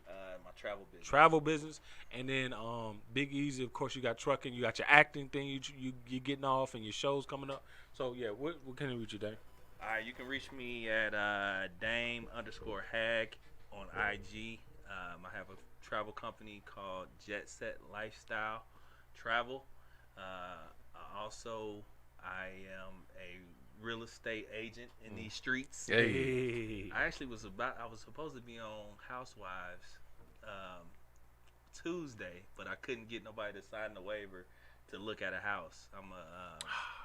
One of my clients is a celebrity client, and they wanted to, and they're on the verge of getting on the Housewives, so we're doing test shoots and stuff like that, but it didn't come through, so I was kind of pissed about it, but it's all good. It's exposure, boy. Something else gonna come up. Big facts. Later on, Big facts. So I'm out here doing this real estate. I'm trying to flip houses. I'm trying to do a little bit of everything.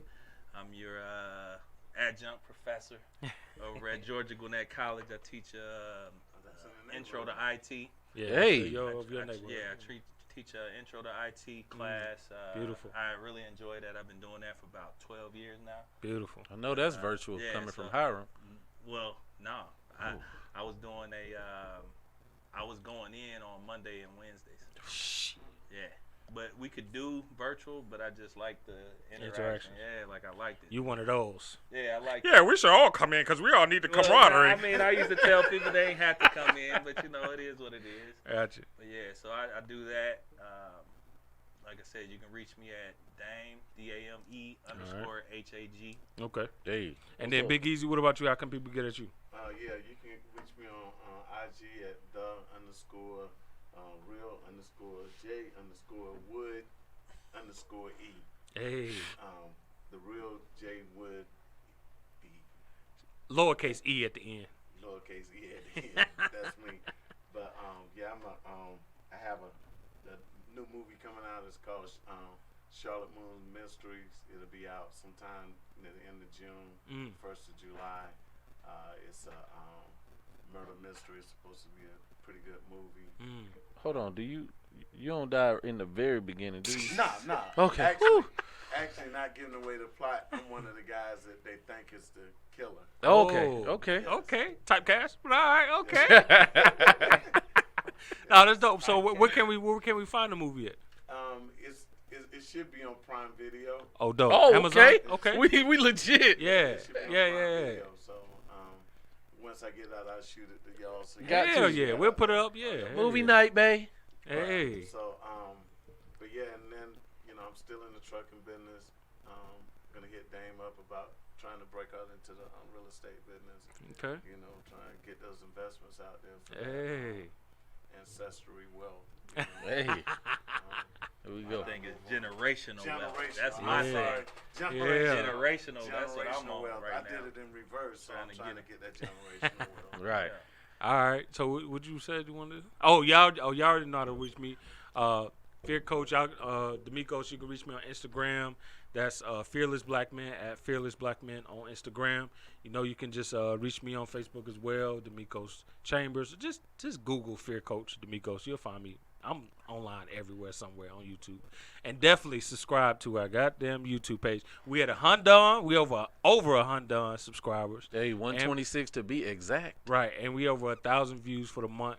And so we've been growing. We want to thank all y'all for subscribing, supporting, continuously sharing, engaging. We really love the fact that y'all comment on our YouTube videos. That helps out a lot in knowing what works and where adjustments need to be made. And it's dope support to see y'all take on different episodes and clips that we post up. So definitely subscribe to those things. We'll go ahead. Hey, and just a little shameless plug for Miko. If your aunt is still single, Hey, you already it is know. still hot in these streets. I only want mama titties and fuzzy peas. Hey, You we know don't what want I'm them saying? things to sit up. Let gravity No, take sir. its toll. You know what I'm saying? Well out. So, You know what I'm saying? well, in other news, y'all can hit me up. An Y'all can find experienced woman. Y'all can find me on Facebook at Mark Anthony. Y'all can find me on IG at bensocial.distancing at IG. If y'all need any HR consultant, if y'all need any career counseling, holla at your boy, not too loud. And Melly Mel gonna take us out with the smooth sounds. Yeah, give us something to leave out to, Don't Biggie. you remember you told me you loved me, baby? Hey! Would you be coming back this way again, baby?